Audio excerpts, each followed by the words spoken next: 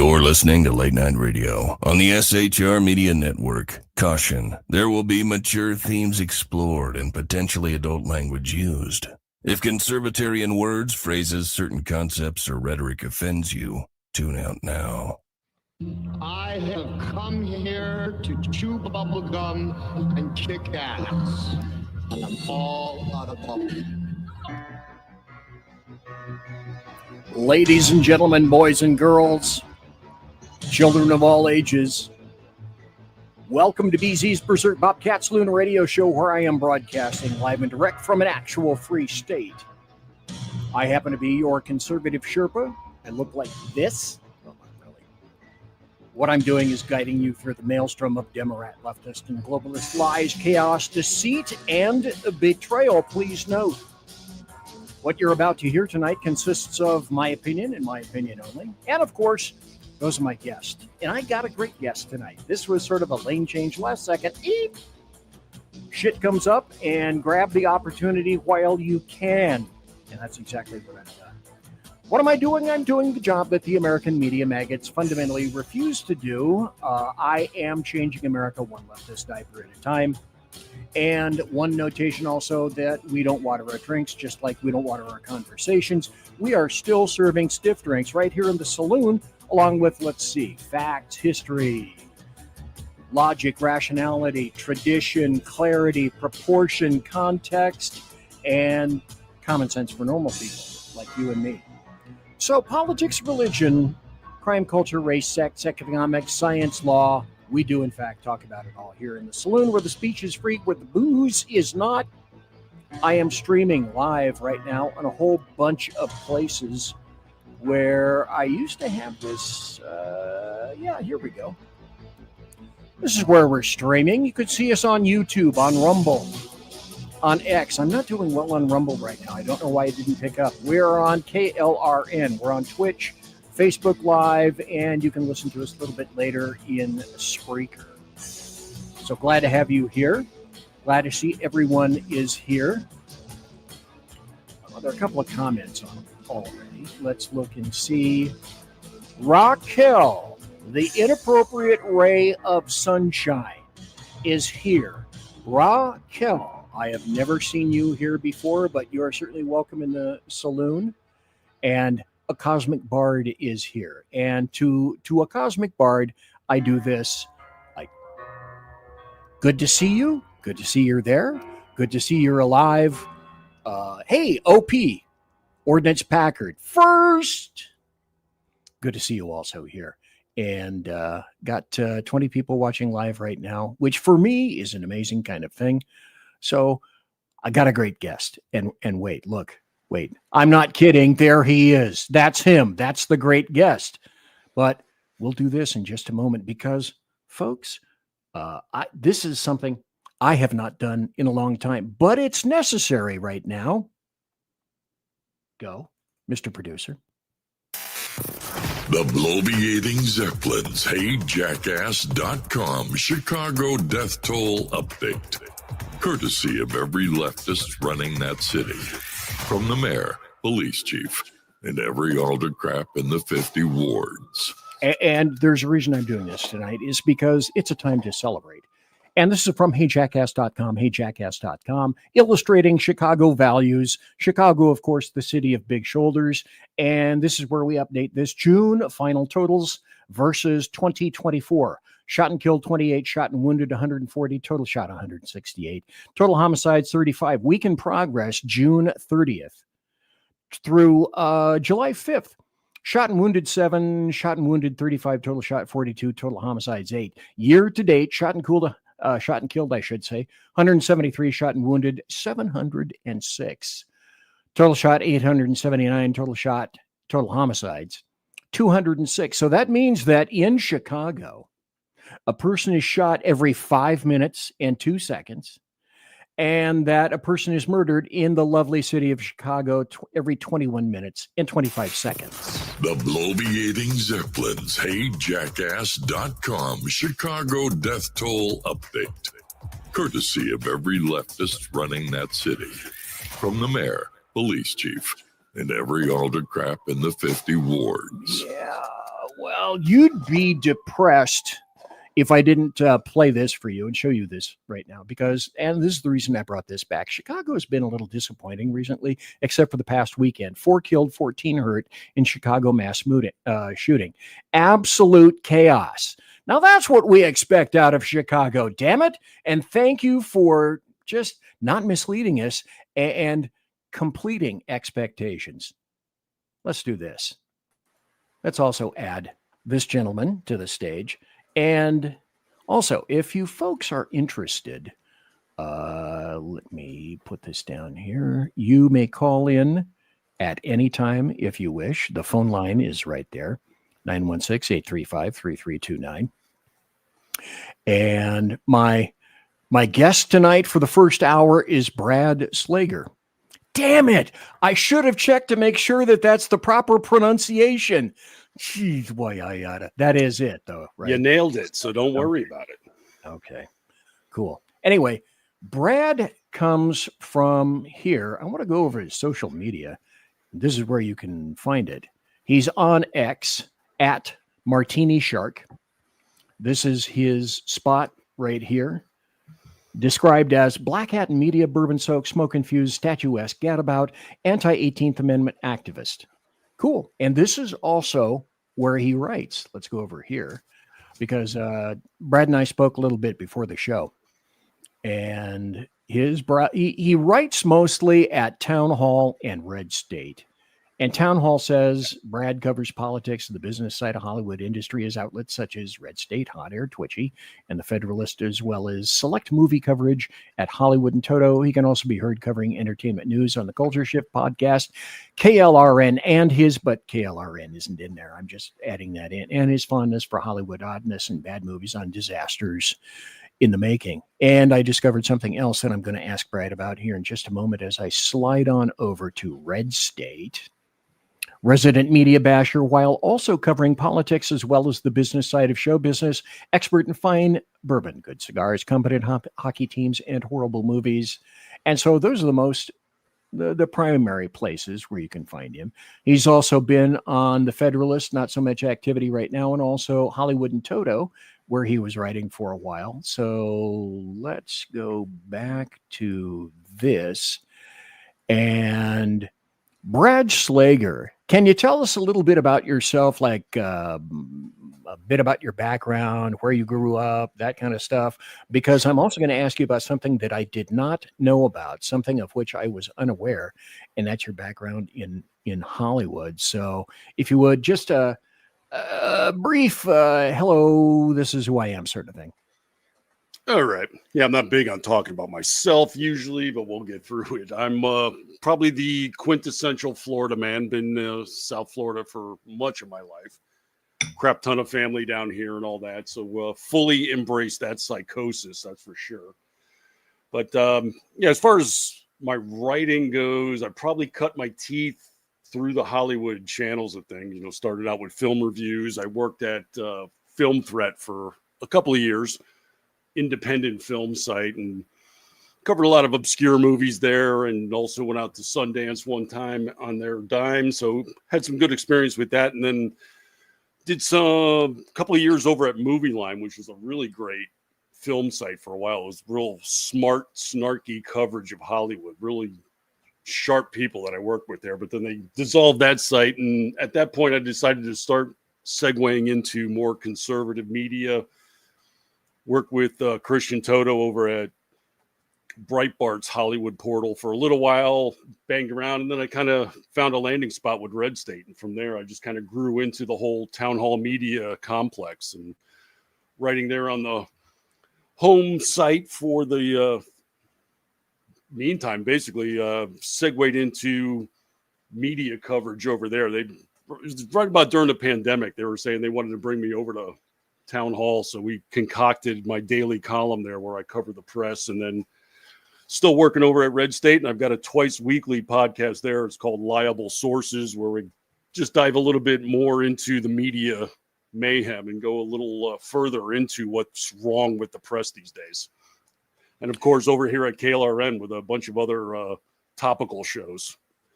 Got a Tuesday program concentrated on like cocktails, crazy news, and just relaxation stuff. I've got an entertainment and the bad movie podcast that we alternate on Thursdays. Just did Disasters in the Making tonight. So getting ready for the holiday weekend, basically. So thanks for having me in the saloon. Enjoyed it. Thank you, sir. Hey, the other thing I understand is, and correct me if I'm wrong, didn't you kind of grow up? Well, I should say, did you grow up in Hollywood? Were you always aligned in movies? And didn't you have something to do with movies themselves? I mean, you involved directly in some movies, or am I like way fucking wrong?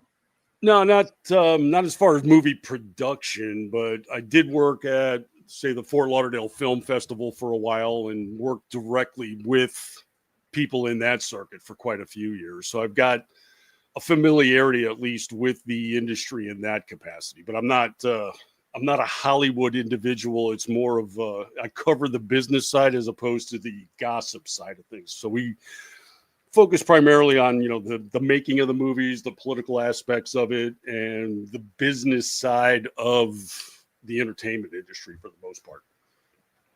Well, I'd like to welcome everybody, as I mentioned before. Raquel is here, the inappropriate ray of sunshine. Never seen her before, so welcome, Raquel. Cosmic Bard, Jeff the Wanderer, the Cosmic Wanderer, proving all who wander are not lost. OP, Ordnance Packard is here. And also Mission Ready Men is here. Earl Biggie Jackson. Thanks to everybody for being here and for weighing in. When you write about movies, and I already talked about this, and I'd love to have you back, if for no other reason than to talk about movies, a lot of the stuff that perhaps you've read, a lot of your reviews and whatnot. Because I'm a big fan of movies, except I'm not a big fan of movies these days. Do you have any general kind of opinions on current movies in the past 5 years, 6 years, anything like that? Yeah, primarily what we've seen taking place, especially coming out of the pandemic, has been Hollywood dealing with the new format that is streaming and really trying to grapple with that. And it's having a pretty significant impact as far as the content goes, because everything from how they roll it out theatrically, broadcasted on streaming, the budgets for it, all kinds of things are completely skewed these days from where they were just 7-8 years ago. And that's leading to a lot of almost more reliance than usual on established properties. So you're getting your remakes, sequels, prequels, all of that taking place probably at a higher rate than it was. I mean, it's always been a factor in Hollywood going back to the 20s probably, but these days they're a lot more gun shy with new original content, and they're more prone to throw larger budgets at established properties these days. The other thing I remember reading is that home theaters are growing. Mm-hmm. Chains are diminishing. The only chain that we have around here, we got a little teeny, I'm up in North Idaho, so we've got a little teeny local theater that we go to, and they're about a quarter the price of everybody else. The chain that's up here in Coeur d'Alene itself is Regal, and now I'm hearing things like, chains like Regal, they might be dying. Home theater purchases are up. So any thoughts about, hey, in the next 5 or 10 years, are we even going to be able to go into public movie theaters, or is that trending down? Well, it's trending down, but I'm a little hesitant to say they're going to disappear. Part of it is that the studios have worked out some deals now with the exhibitors where they're going to get a portion of the streaming numbers that come in. So when it's a movie that they want to front load onto streaming services, they're still giving a little bit of a kickback to the theaters. And we're actually seeing at times when the product is there, when it's something that's a genuine product for the big screen, the crowds will turn out. I mean, we just saw it last weekend when F1 came out.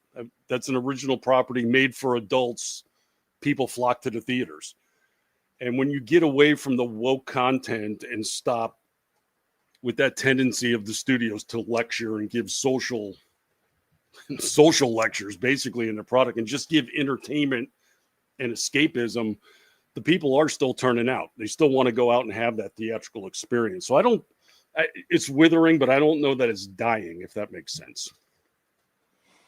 Okay, in terms of movies, some of the movies that I saw most recently that I thought were actually pretty good. I saw Mission Impossible, the last one, or whether or not that's in fact the last one from him. I really don't know if it is.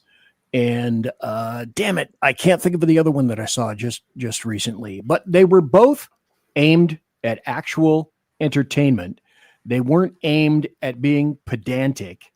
And Snow White seems like it was an exercise in Disney holding this grenade and that chick, whatever her name is, pulling the pin. People are not into that shit anymore, I don't believe. Oh no, we've covered Snow White's debacle excessively, and that's been going on for 2 years, and you kind of saw that slow motion train wreck taking place. We've taken great delight in that one, and we even covered it on our podcast with Orty, where we just watched in the days approaching the release how they kept scaling back the expectations at the box office, and no matter how low they went, it still came in below it. It was amazing to watch, and that was just a complete rebuke from the public. They were like, hell no, we don't want this. And there's just been that insistence in Hollywood to not learn their lesson. No matter how many times these products come out that the people just reject outright, they still want to pump it out. We saw it on Disney Plus with their Star Wars attempt that they called The Acolyte, where you had lesbian space witches. And it's like, how does this fit into anything involving the Star Wars franchise? But they were operating from a book series where the storyline was a century before the primary storyline. So they thought they just had free reign to do whatever they wanted to. And they broke all the conventional laws of the franchise. They broke physics laws. You could see fire in space somehow, and just nonsense like that. This series was so bad, it was a failure by like the 4th episode. Orty says in chat, we really need to talk about that on the show sometime. We barely touched it. Do I detect a sense of sarcasm there, perchance?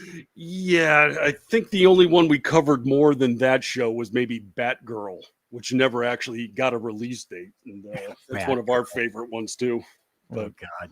But that's kind of the thing we cover on our show too, is just that the mechanism behind the releases. A lot of the times you'll see these failures just on approach before they even come out. You can tell when this is going to go downhill, and they don't want to learn lessons. That's the amazing part. The thing that I find interesting is the fact that CG is so good, and people are seeing essentially the same thing on their TVs that they could see in the theater, except I don't know. I'm kind of like with you. I think there's a big, I like the theater experience. There's something to be said to that you know, no matter if you have a screen on your entire fucking wall, it will never be as large as the screen that you can see in your theater. And I'm sure that, people have great stereo systems of the nth degree, but there's still something lacking about that experience going into a big old theater in the dark and then sharing that experience with a whole bunch of other people. But you expect, I don't know, has streaming kind of killed a lot of that? Because in fact, you can see every bit as good special effects on a stream in front of you that you can now in Hollywood. Well, I think what one of the bigger factors is a matter of personal discipline, because when you're watching at home, you've got all manner of distraction. You can put a pause button on. You can do anything you want to go get up and get a drink or something because you could watch it at your convenience. A theater, that's going to demand you pay attention. And it ends up becoming a little bit more immersive as a result because you don't have your mind wandering elsewhere. You're focused in on the large screen, and there's a chance of getting more involved in the storyline that way. So you're avoiding basically your pre-made distractions, and it could make for a better experience as a result. Rick Robinson said, I saw Maverick in the last Mission Impossible in theaters. Okay, Rick, help me out. And other people, because I haven't gone off to another search engine or something like that. What was another popular movie that just got released alongside Mission Impossible? And I haven't seen it. Jurassic, whatever the hell. That's coming out this weekend. Okay. And I'm curious if people, but there's another one that I did go see because my brain is, and it also was very good. It wasn't pedantic. It didn't try to lecture me. It didn't try to treat me as a child. Mission Ready Man says F1. No, that's out. I haven't seen that yet. Anyway, maybe I'll think about it. Maybe I won't. So let's go to here and this. I'm curious what you think about this. This is from New York Post. Yeah. This is Democrats, or as I call them, Demorats. Do they really want to go this way? And apparently they do. So to me, this guy, Mamdani, is clearly a socialist and proud of it. Muslim and proud of it. I go farther than socialist. And racist and proud of it. Oh, yeah. He wants to take control of everything, and he wants the government to provide everything so that, you will have nothing and be happy. And that's not socialism. That's actual communism. Well, as Mission Ready Men says, he's a full-blown commie. Yeah. And I truly believe that. And then also said, well, doubles down on this. Yeah, we need to tax wider and target wider neighborhoods with that. I'm what am I missing here, folks, that this is popular? I don't get it. It's not really. What you're looking at there is kind of really the only reason he won the primary was a groundswell of the youth vote, but also because the current mayor is an independent, so he wasn't on the ticket for the primary. And this is just basically that this is AOC redux, because they were basically, oh, he's our candidate is the kind of thing. But it's emotion driven. It's not based on any kind of factual analysis. And the media is in a position where they basically have to support this guy, because otherwise it looks bad on the Democrats, and they can't have that because the Democrat brand is just so damaged right now. They can't be objectively critical. So they're trying to come out and say, oh, he's not a communist.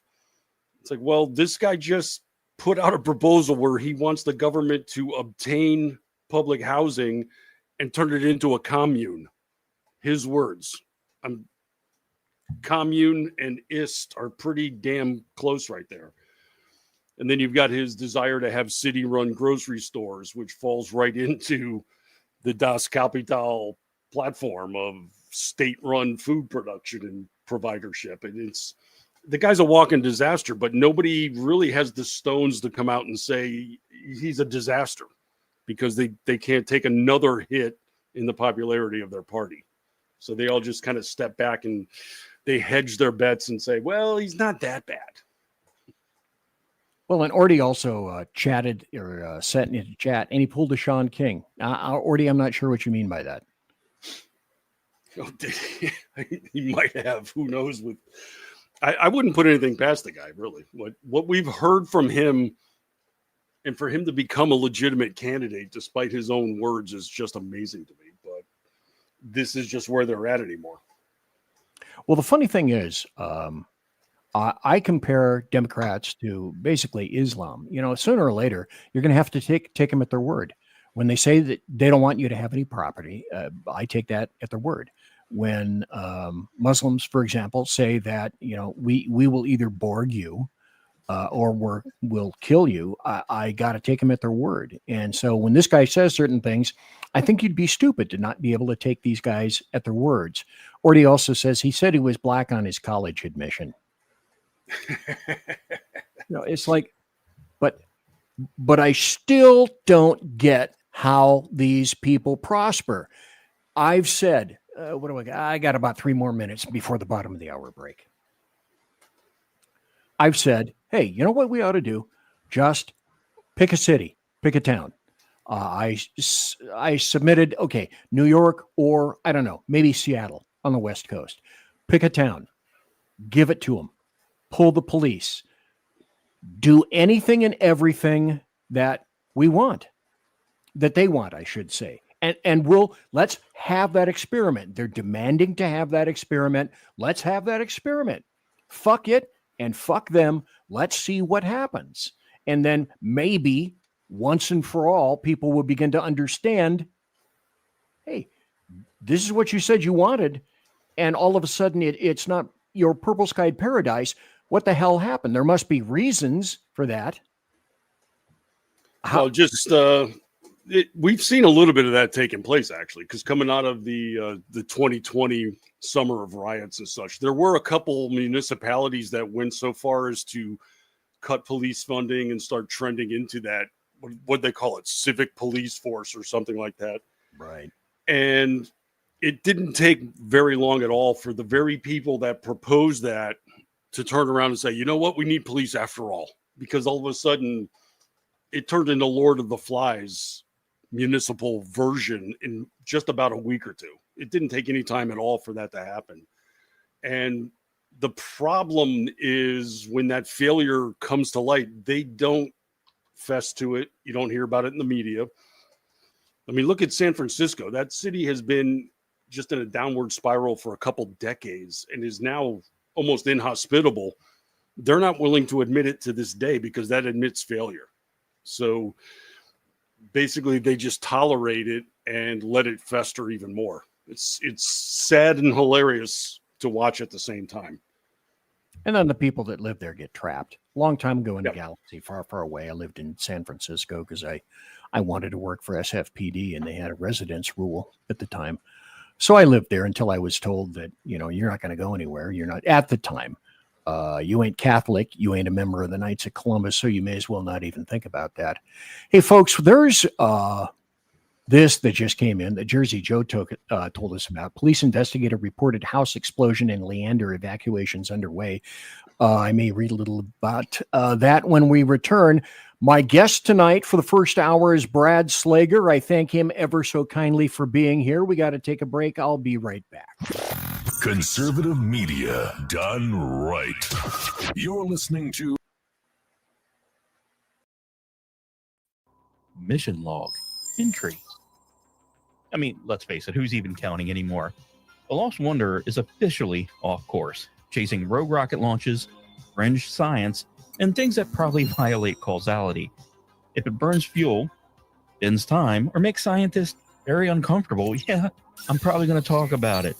Every other Sunday on KLRNRadio, The Lost Wanderer, because space doesn't come with a roadmap, and honestly, I wouldn't follow if it did. Hello, I'm Matt, a student at Hillsdale College. Here's Hillsdale President Larry Arnn on the continuing relevance of the Constitution. Many argue today that the Constitution is outdated because it addresses problems peculiar to the 18th century. Some parts of the Constitution do read rather quaintly. Consider the injunction against titles of nobility in Article 1, Section 9 of the Constitution. But is that so outdated? The purpose of the injunction is to prevent the government granting special privileges to some for partisan reasons. This strikes at the heart of the rule of law. The crony capitalism so common today is a place where the government bestows favors and tax dollars on some businesses to give them a leg up over others. This is exactly the kind of thing the Constitution was meant to prohibit. The Constitution is not so outdated after all. This Constitution Minute was brought to you by Hillsdale College. To join the national conversation on the Constitution, go to constitutionminute.com. Hey fellas, are you mission ready? You need to check out Mission Ready Men via Earl Big E Jackson on Tuesdays and Thursdays, 9 a.m. Pacific. 11 a.m. Central, and noon Eastern. It's a show that equips you to navigate our society's challenges from a biblical perspective with courage and conviction. Tune into Mission Ready Men as we examine our culture through the prism of biblical truths, teachings, and how to apply them in our daily lives. Prepare to step up, stand out, and step into your role as a man as ordained by God. That's Mission Ready Men, hosted by Earl Jackson on the SHR Media Network. And get mission ready.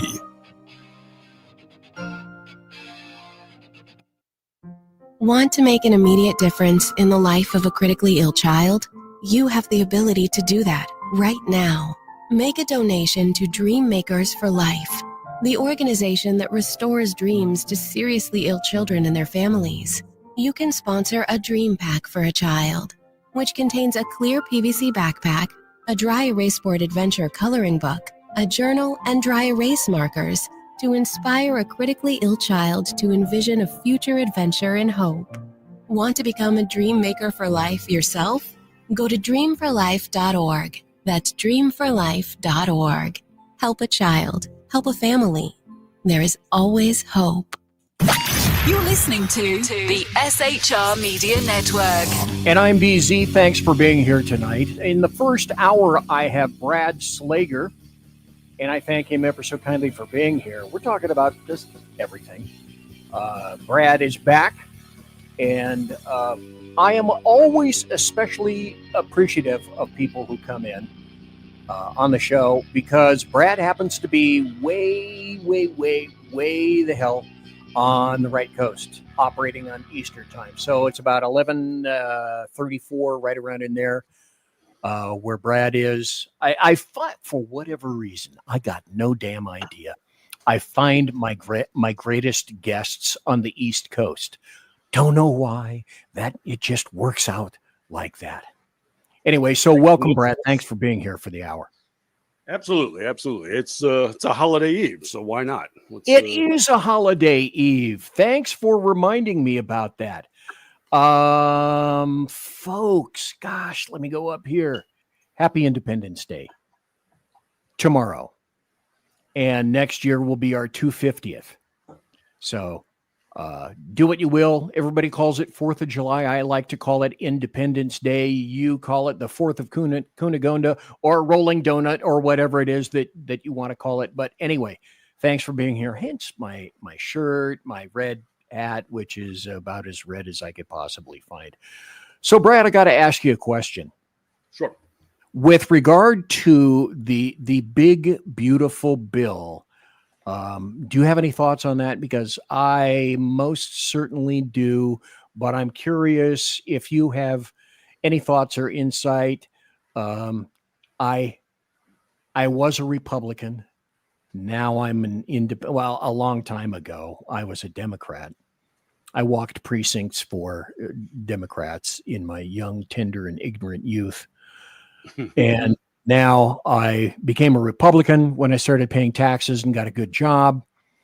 And then I became an independent. And I'm also a little bit, kind of a little L libertarian mixed in with that.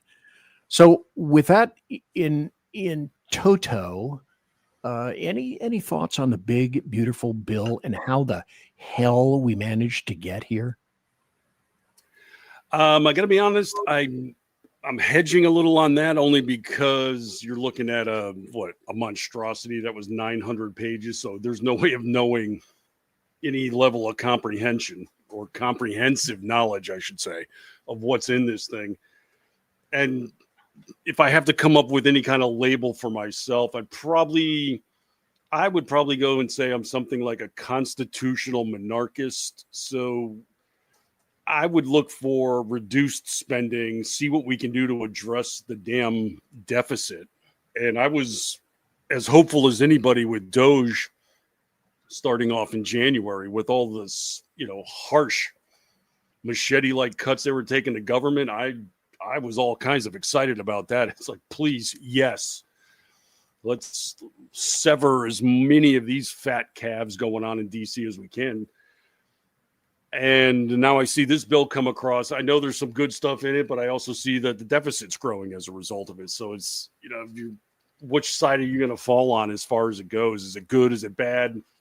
Or is it just typical government? That's what it feels like to me. But I think more is going to come out as we finally start to learn what's actually in this damn thing because of its massive size. It's too unwieldy, I should say. This, I was on SHR last night, and I said it then, and I'll say it now. That big, beautiful bill is everything that I absolutely despise about politics. And you can have or create some kind of a fundamental concept. You can run it through 485 hands. And what you end up with is some kind of a massive, bloated, nonsensical kind of insensate bastardization of everything that you originally had in mind. And well, that's American politics, BZ. It's the best system we have. Yeah, but I also, a long time ago, I had what I considered to be 5 ways to solve a lot of this shit. And I'd be curious about your thoughts on them. One of the first one was I called the kind of like the goose and gander, the Equal Application Act, where every federal law applies to every federal employee, period, no exceptions. But see, these things like this, to me, are packed with so much obviosity that I don't know how anyone could object, but knowing that they won't get through. No federal employee, no federal contractor will be exempted from any federal law whatsoever. Not politicians, not judges, not clerks, not lobbyists in federal employ. No exemptions for anybody, period. You either apply the law in a blanket fashion or you don't consider it. What's good, what you force on the American people has to be equally good for you too. That's the first one. And I don't think that would cost any money. Well, there's 2 past examples that feed my cynicism as far as this kind of thing goes. The first was Obamacare, where they kept insisting this was just a fantastic healthcare solution for everybody, except the people in government were not going to be subjected to it because they had their Cadillac healthcare program in Congress. Oh, I see how that works. And then on the flip side, back in the George Bush years when Social Security was supposed to die and the lockbox and all of that was the talk, he proposed moving retirement money from Social Security into the stock market. And it was all voluntary. And it was, if the people in the government can do it, let the people in the general public do it. And the Democrats fought tooth and nail to prevent Americans from having their retirement plan. So that just tells you everything right there, that they've built this executive suite for themselves that they want to lock everybody else out of. You're absolutely right. If they pass the law, they should be subjected to it. And I'll tell you the biggest dose of cynicism I had about this current big, beautiful bill. About a month ago, it sounded like a good idea. And as we got closer and the votes came closer and closer to a 50-50 split, that's when you really had problems because the crap that they wanted to cut out might piss off the wrong member of Congress and they wouldn't vote for the bill. So they had to keep a lot of garbage in there to appease enough people to get this thing passed. And there you go. You got typical DC politics in play. Well, that's exactly correct. That is the problem. That's the fundamental base problem with DC. You can never get agreement from 435 people. You can't get agreement from one side. I will say that the Democrats generally rally and circle the wagons better than the Republicans do, but that's not saying a hell of a lot. The other thing that I thought would help was basically the Tort Reform Act, and it consists of 2 words, loser pays. And that would stop a lot of the ridiculous, specious suits that we're seeing. That wouldn't cost any money. The other thing is, I think I called it the Transparency in Bills Act. And this is where I'm sure I would get a metric shit ton of pushback on. in terms of each bill will and must have one fundamental topic, period. That's it. No riders, no exception, no confusion, no attachments, no hanging something about military funding and then putting some kind of an environment attachment to it at the end. No trying to slide a bunch of bullshit surreptitiously into the end of some kind of a bill that everybody is for, but then this thing gets passed because nobody notices and no one says anything about it.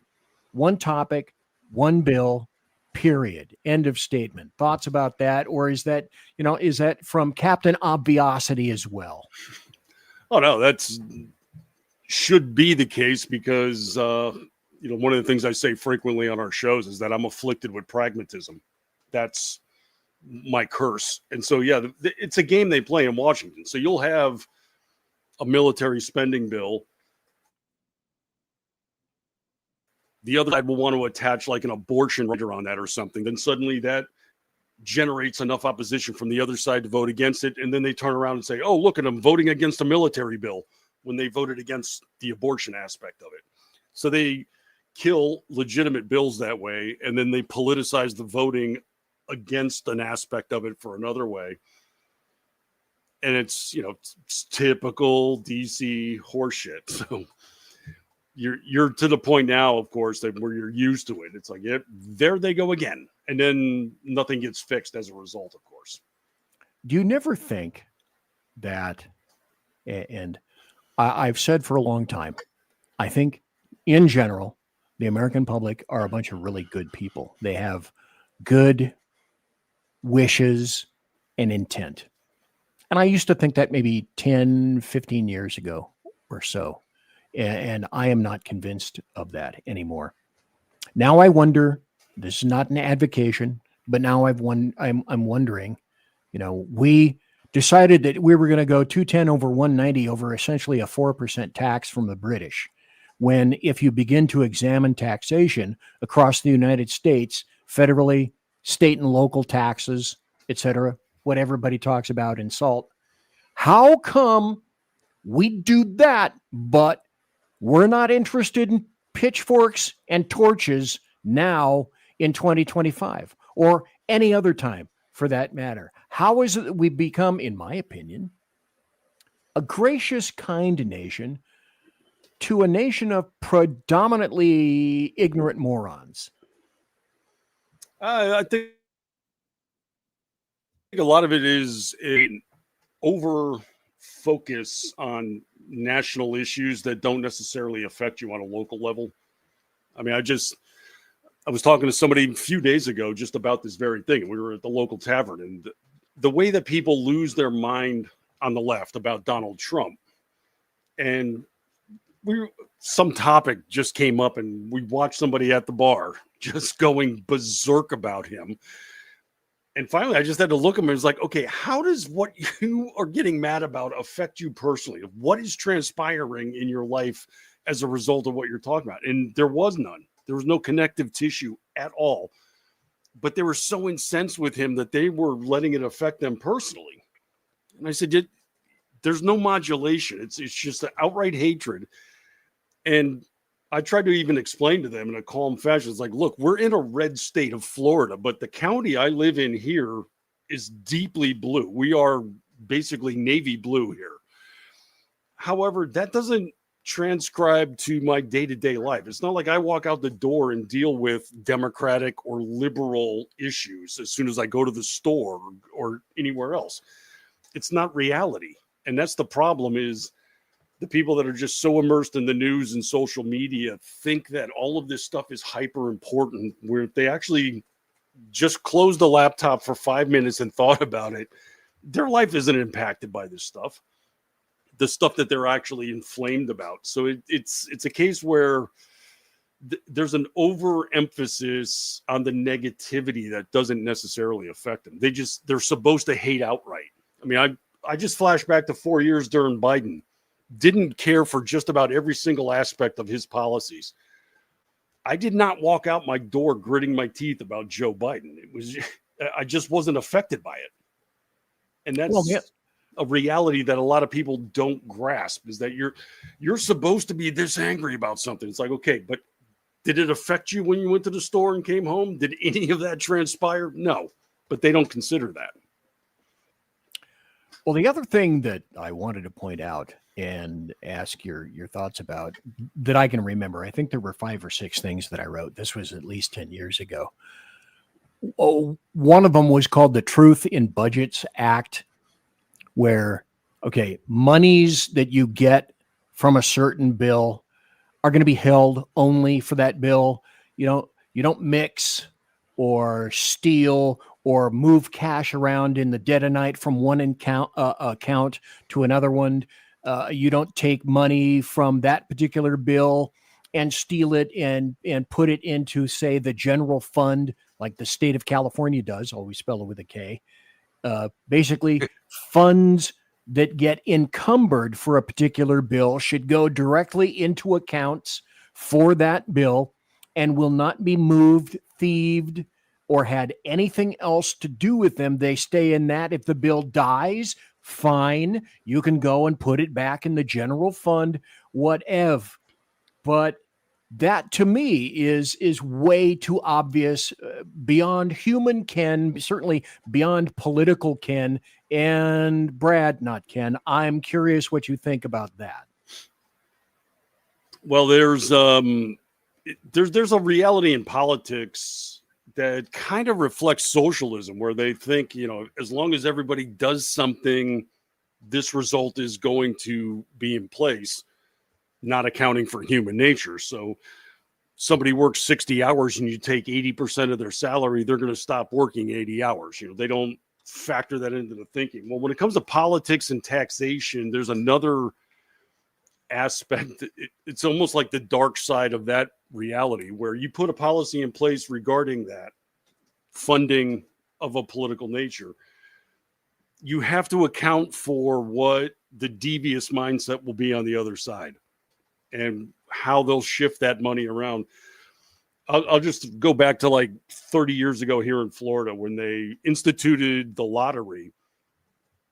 It was set up so that all of the funding would go towards public schooling, and the schools will get more money as a benefit. Bingo. Okay, great. Fantastic idea. They passed it.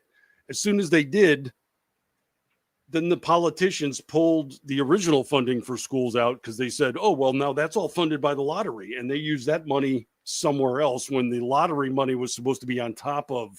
And that's the whole thing. You have to actually account for the devious political mindset whenever you pass legislation now. And so, they'll say, okay, we're going to raise taxes on cigarettes to $10, and they'll count on that money coming in, and they'll build programs on that money. And then when people quit smoking cigarettes because it's too expensive, now they got to get money for that new program from somewhere else. And now you got deficits because common sense doesn't come into play. We just need more tax money. And that's the sinful nature of politics, is that it's always about money, and it's always about getting more of it, not cutting, not getting rid of programs, not reducing taxes. And that's why legislation just sucks, because the more legislation you have, the more avenues you have for politicians to do something. But isn't that one of the biggest things that, you already mentioned, and I want to pile on top of this. You mentioned something that is incredibly important and very accurate, which is, okay, all these Doge cuts allegedly took place. Then there was massive pushback from everybody saying, oh, no, you can't touch this. You can't touch that. But as a result, it, like Trump's EOs, people like, oh, you're just a Trumper. You love everything that it. No, I don't. I didn't love everything that he did as 45. I don't love everything that he does as 47. That's not true. It's inaccurate. The big, beautiful bill is a huge damn example. But the part of it is we got these Doge cuts. Now, how much of that got or will be immured, not by an EO, but actual action from Congress so that it sticks? That's what needs to happen. Doge needs to. There need to be any number of bills behind all of this so that it sticks. That's one of the biggest disappointments for me on that. Brad Slager. Well, I think it's an ongoing process, to be honest with you. I mean, just look at the encouragement that took place when the fact that they actually closed agencies like USAID is for the most part dead.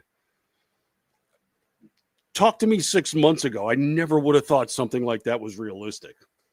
And it's pretty much gone. And of course, all we're hearing in the media, everything is just doom and gloom. How dare you? People are dying, everything else, whatever. Okay. I'm not listening to them seriously when they bring up that crap. The steps they took were amazing. I mean, when was the last time we saw anything in government ever get cut? Period. So let's do that. Let's keep that going because, we always harken back to social media. Primarily, that's because we exist right now, at least professionally. But if you look at public polling, whether it's cutting government, whether it's immigration and deportations, the people are in favor of it. And to some extent, to a large degree. So keep going. Don't listen to the minority that are belly aching and screaming. Take action and get actual results, and people are going to respond to that like crazy. And just the fact that it's actually happening to a degree, that should just develop momentum. Well, absolutely. I said last night on an SHR show, this big, beautiful bill is exactly what I despise about politics. But I said, on the other hand, there's a lot of really cool shit going on in terms of what I call happy stories. There's finally some pushback and finally some reactions by people. One of the things that I have to say that I like is, and I'm curious about your thoughts, Brad Slager, on this as well. We got about 8 more minutes left before you're ching out of here. They're talking about Medicaid. Those losing Medicaid,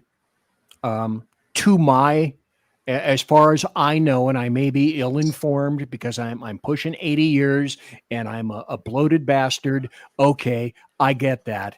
But still, as far as I'm concerned, illegal invaders losing Medicaid. Cool. I voted for that. Like lazy lops, people who are able-bodied, off. Cool. I voted for that. Cheaters, fraudsters, excellent. I voted for that. The ineligible, I voted for that. All of that stuff is stuff that I definitely voted for. The other thing I want to put up is, fraud doesn't happen, BZ. There's no fraud. There's no waste. There's no abuse in this story that just came out. National Healthcare Fraud Takedown, 324 people arrested and charged in connection with $14.6 billion in alleged fraud.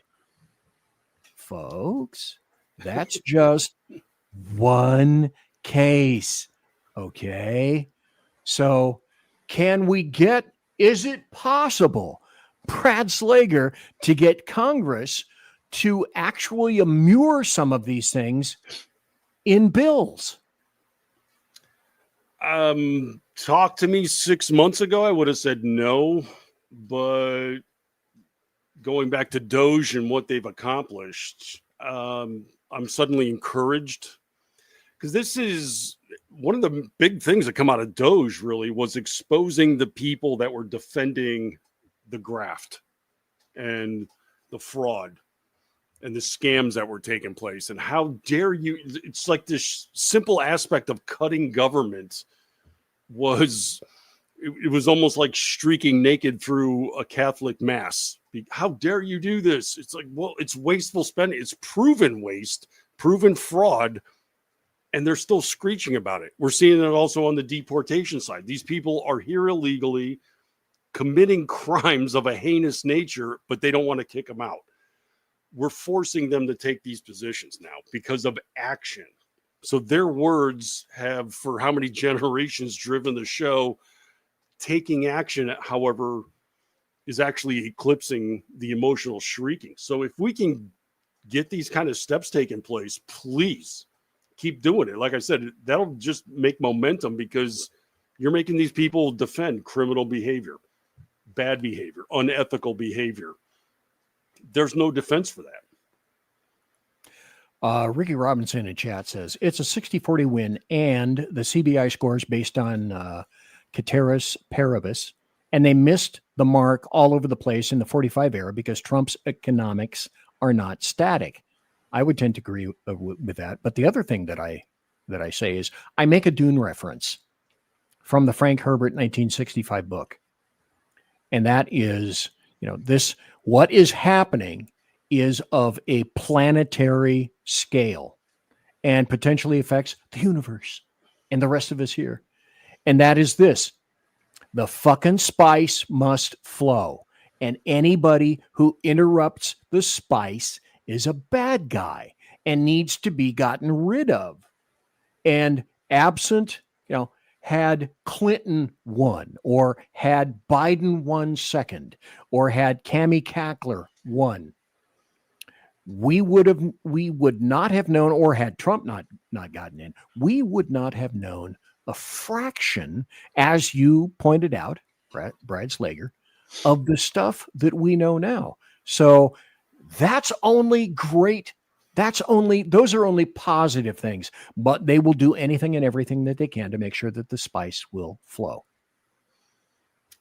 Yeah, and I'm sure in the book, the spice was probably a metaphor for come up with any kind of a commodity, oil or gold or what have you. Oh, sure. But exactly. In Washington, spice is the money. Exactly. It's tax revenue and what they can do with it. And how dare you cut off our fraud?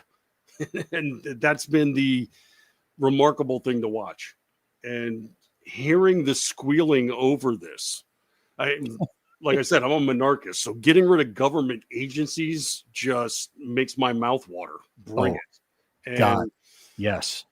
The ones that are screaming the loudest are exposing themselves the most. So when they do that, absolutely. I mean, if you got cancer and you got to cut a leg off, there's going to be some screaming taking place eventually. So keep going. Get the saw. Completely agreed.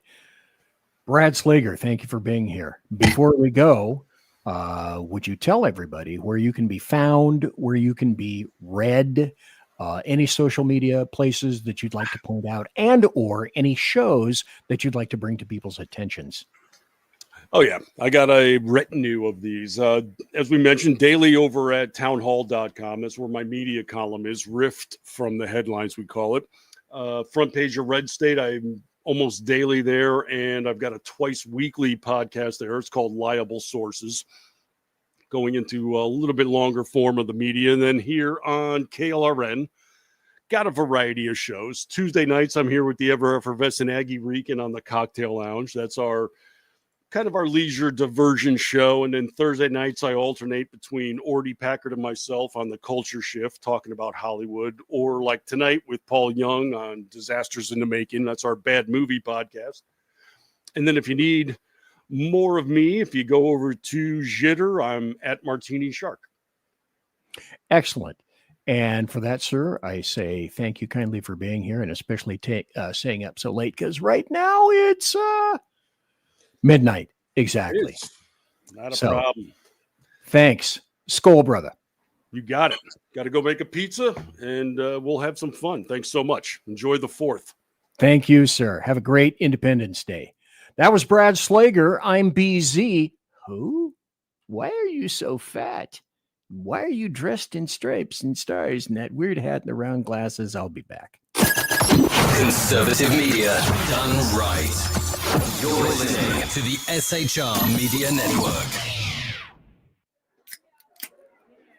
In a world where leftists are running out of metal for the safety pins of their soothing red diapers, one man stands alone, attempting to fundamentally change America, one leftist diaper at a time. BZ, your conservative Sherpa, is guiding you through the maelstrom of Democrat leftists and globalist lies, chaos, deceit, and betrayal. Listen to BZ Saloon on select and exclusive Tuesday and Thursday nights at 8 p.m. Pacific, 10 p.m. Central, and 11 p.m. Eastern on the SHR Media YouTube channel. Twitch, KLRN, Rumble, and X at BZ Saloon. It's one great late-night conservatarian talk radio show. Be there. Aloha. Hello, friends. You have a moment so that we may discuss our Lord and Savior Minarchy? No, seriously, I'm just kidding. Hi, my name is Rick Robinson. I am the general manager of KLRNRadio.com. We are probably the largest independent podcast network that you've never heard of. We have a little bit of everything, and by that, what I mean to tell you is we have news, pop culture, special events, conspiratainment, true crime, mental health shows, drama productions, and pretty much everything in between. So if you're looking for a new podcast home to grab a little bit of everything that you love all in one place, come check us out. You can find us on X under @KLRNRadio. You can find us on our Rumble and our YouTube channels under the same names. You can also find us at KLRNRadio.com and pretty much every podcast catcher known to man. So again, feel free to come check us out anytime you like at KLRN Radio. It's Sean from the Edge of Liberty. Just like the Bidens, I too am moving. Only in my case, it's days and times. That's right, you can now find the Edge of Liberty Monday at 8 p.m. Pacific, 11 Eastern, and Wednesday at 8 p.m. Pacific on 11 Eastern on the SHR Media Network. Join me as we talk politics, news, alcohol, fun, not so much fun, clowns, small kittens, large kittens, dogs, amoebas, and anything else that just pops into my mind while I'm on the air. That is Monday and Wednesday, 8 p.m. Pacific, 11 on the East Coast, on YouTube, X, KLRN Radio, Facebook, Twitch, and anywhere else a good podcast is found. Please check out our website, shrmedia.com. I will see you live on the air. Attention, all patriotic women of faith. Yep, I'm talking to you, sis. Are you looking for high-quality, super soft apparel that reflects your love for country and your devotion to God? Look no further than Carry Girl Gear. Picture this. You rocking a tee so soft it's like being hugged by a cloud, all while showing off your love for God and country. Sounds dreamy, right? Well, welcome to reality, babes, because that's what we're all about here at Carry Girl Gear. We specialize in super soft tees, tanks, and more, designed specifically for the strong, patriotic woman who proudly wants to carry their message of faith and freedom. When you shop with us, you're not just getting a t-shirt. You're joining a community of like-minded women who are proud to wear their beliefs straight on their tees. So whether you're sipping sweet tea on the porch or leading the charge for faith and freedom, do it in a Carry Girl tee. Because life's too short for stiff, boring tees. CarryGirl.com, where faith and freedom meets fashion. Independence. With that declaration, America was born. Inspired by a belief in the God-given rights of every human being, and in the good that comes from exercising these rights well. The founders of our great nation chose independence. As do we. Hillsdale College accepts no government funding because independence makes possible the good to which we aspire. You're listening to the SHR Media Network. And I'm back. I'm BZ. God dang, that's hot. Turn that down. Damn, that mic is hot. Hot. HAWT. Hot. Thanks to Brad Slager for being here today. My computer died right after Daniel Toth's show, or my show with Dan Toth of BIG, the Bigfoot Investigative Group, whose conference I went to back in May, and then I told everybody about it. And then at the very end of Dan Toth's show on June 16th or 19th, one of the two, my computer died. And I thought, okay, see, you guys can't see, but I've got this big, beautiful monitor, not a bill, in front of me. It's a Samsung 49-inch monitor. And then right in the middle, I got the kind of the monitor circle of death saying, I'm not getting any input anymore. Fuck. But it died, thank God, at the end. So since June, I think, 17th, I've been off. I've been gone.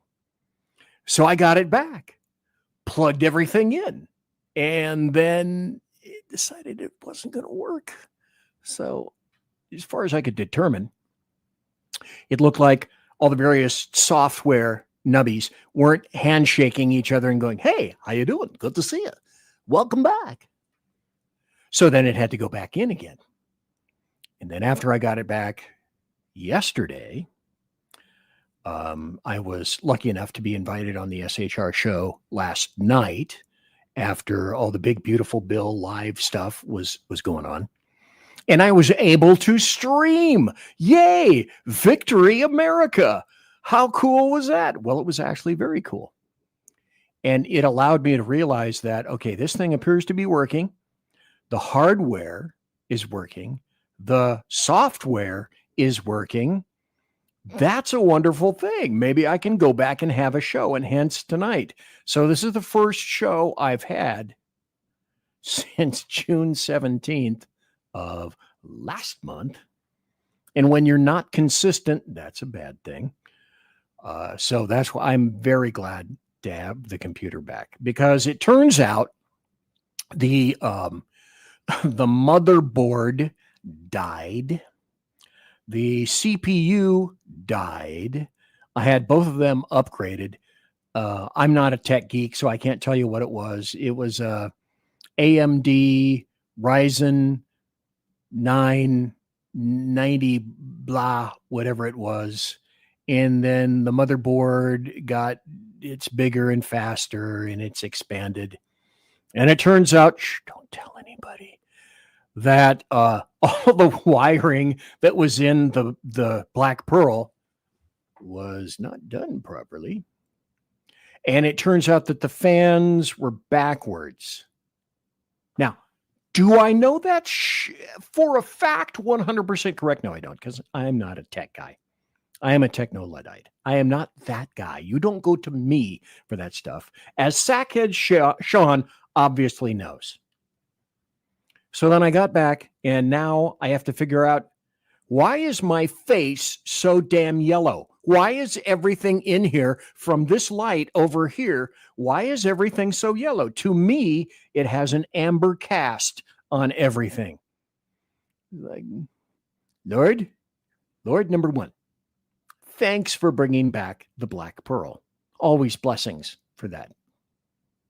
Number two, apparently I can't figure out lights, because before I left, this light wasn't doing this to me, and it drives me crazy, even though I am colorblind. Oh, and boy, do we have a lot of comments in chat. I'm trying to, like heck, to get the first place crown now.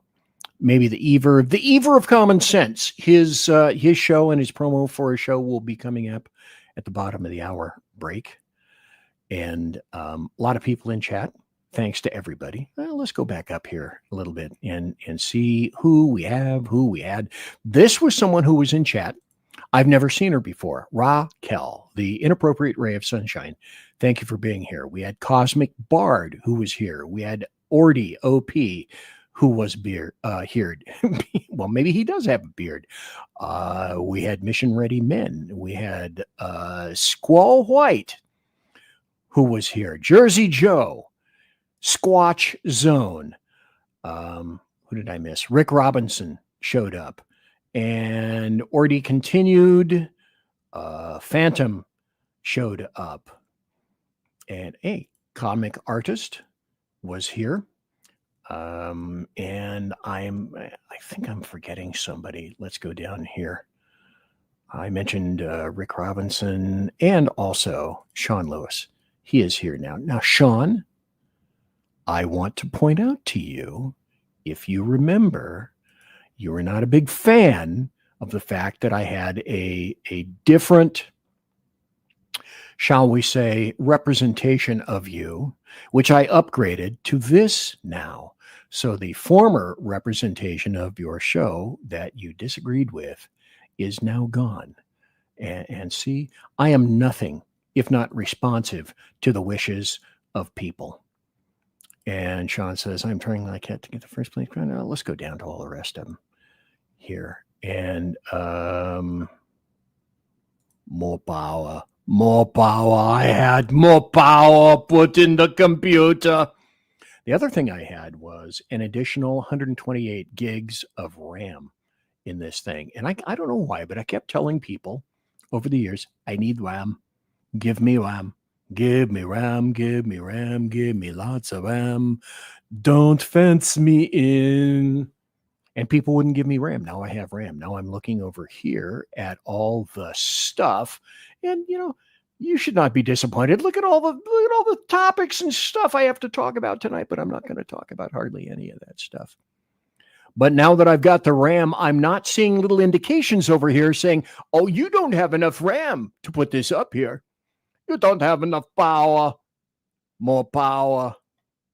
Where's the power? More power and more and more. And then I got more power. So it is Independence Eve. And as everyone would suspect, I am a big supporter of the United States of America. I tend to call it Independence Day instead of the 4th of July, because to me, that's what it is. And I will not, as far as I know, I will not be on tomorrow night. I will be enjoying my own Independence Day, as I'm sure mostly everybody here will be also. I have meat, lots of meat. Oh, damn it, Jim. I forgot to get a picture of the cuts that we have of meat. Oh, my God. Oh, they're wonderful. Here's my sumptuous, palatial, and resplendent chat room. And thanks to everybody who happens to be in the chat room. I have another comment I see. And Cosmic Bard snuck in the back door when nobody was looking. Bastage. Comic Artist is still here. And Sean is still, in fact, a bastage. And Sean is used to sneaking in the back door. I'm not exactly sure what that means. So thanks to everybody for being here and for sticking with me and for sticking with SHR. Let me go down here. Let me see if I can put this back up. I haven't looked in the past hour, but I'd like to mention to everyone who has supported the SHR Media Network, especially on YouTube, which is where you can see all the comments. I definitely say if you want to be in the chat room, go to the SHR Media YouTube channel, and that's the best place to get into chat. Now, things may have updated. We pounded the crap out of social media to get us up to 500 subscribers on YouTube, and then we met that, and then we exceeded that. And I want to point out to everybody that now we have, as far as I know, depending upon an update, is we had or have 582 subscribers. We got almost 100 subscribers in about a week and a half, perhaps 2 weeks, than it took for us for years in SHR. And we made an amazing discovery. And it taught me, every once in a while, Sean and Jersey Joe may actually be right about something. And they said, if we can just break that 500 mark on YouTube, I sense the gates will come down and we will find it easier to get subscribers. And lo and behold, it turns out that that's true. Squatch Zone also in chat. Jersey Joe replying, Sean replying, Rick Robinson saying the standard Mark 1, Model 1, giggity. And Squatch Zone saying hello to everybody. And Sean saying, all right. And also, this needs to be mentioned as well. During the Big Beautiful Bill and the various debates and discussions that occurred, Jersey Joe was the individual that was primarily responsible for putting up all those live debates. And as it turns out, we got a great number of eyeballs from that. And I suspect that we got a good percentile of... Okay. All right. Rick Robinson is correct. Okay, thanks, Rick. Thanks, Rick. Good point. I was going to give kudos to Sackhead Sean and to Jersey Joe, who may be responsible for bringing all those eyeballs to SHR and to all the various makes and models of social media that we had. Fuck. Too late. I let it out. I slipped it out. Maybe it's time to slip it back in. Anyway, to those people who have recently subscribed and to whom myself, that you may have never seen this fat guy before. And, oh, hey, listen, I don't know. Can you guys hear that? There was actually, we have not had much 4th of July activity around here, which makes me happy. And on the other hand, I used to really, because when people have 4th of July fireworks around here, it's the cannons and the big shit and the stuff that blows up in the sky. That's the kind of stuff that I really enjoy. And on the 4th of July, you don't see none of that crappy little sparkler, write your name in the sparkler. You don't see that. You see really good, cool, high, heavy grade stuff around here. And as Sean Lewis says, it is 4th of Julying Eve, like hello tonight. And perhaps that's about as good a segue as any in terms of, God, I should get, I don't have an audio vocal or an audio thing for this, but perhaps it is time for BZ's BBS, my big, beautiful soliloquy. I do, however, have, oh no, I'm not going to tell you guys about that. That'll be on the next show. I have you as consumers of politics ever gone to a place where I have so much stuff that I want to talk about in terms of politics, and it's like a terrible, it's like a bowel blockage where, oh my God, I gotta just don't know. This is so terrible. I feel like that. And it's not a bowel blockage. It's a political blockage. And there's so much stuff to talk about, but I only have so much time. I'm not going to be going into overtime tonight because I know people want to get to beddy by so that they can rest and be ready for all the 4th of July fireworks and the parties and the grilling. We're going to be doing grilling tomorrow. Mrs. BZ and me are going to be doing grilling. It'll be wonderful on Independence Day. And like I say, I call it Independence Day. I don't call it 4th of July. Yeah, it is on the 4th of July, but I prefer Independence Day. And with that having been said, I am going to continue now with my BBS, a big, beautiful soliloquy, because being as blocked as I was, perhaps you think that I have things to say. And well, that's right. Jersey Joe. It's 12:20 now on the East Coast, where Jersey Joe is, and also where Brad Slager is right now. So it is tomorrow. It is the 4th of July right there. And what I want to talk about tonight, and I think this is probably going to consume the rest of the show, and people say, BZ, you don't talk enough. Yeah. Believe it or not, Squatch Zone, who happens to be in Fresno, California, Central Valley in California, always spell it with a K, says, believe it or not, all is quiet in the hood in Central California. That's kind of weird. It's like in the movies where the guy says, it's quiet. Too quiet. Maybe it is quiet. Maybe it is too quiet. He says, it's so quiet, I don't believe the 4th is tomorrow. That's kind of weird. He says, I think it's because Clovis has 9 drones up in the ground pounders on point. Phantom says, happy 4th of July, because also Phantom, to my knowledge, I could be wrong, also lives on the far, far East Coast, where it is 12:21 here in the United States of America. Wait a minute. Who the hell says BZ doesn't talk enough? Well, I will say this, and this, thank God, this is why it's at the end of the week.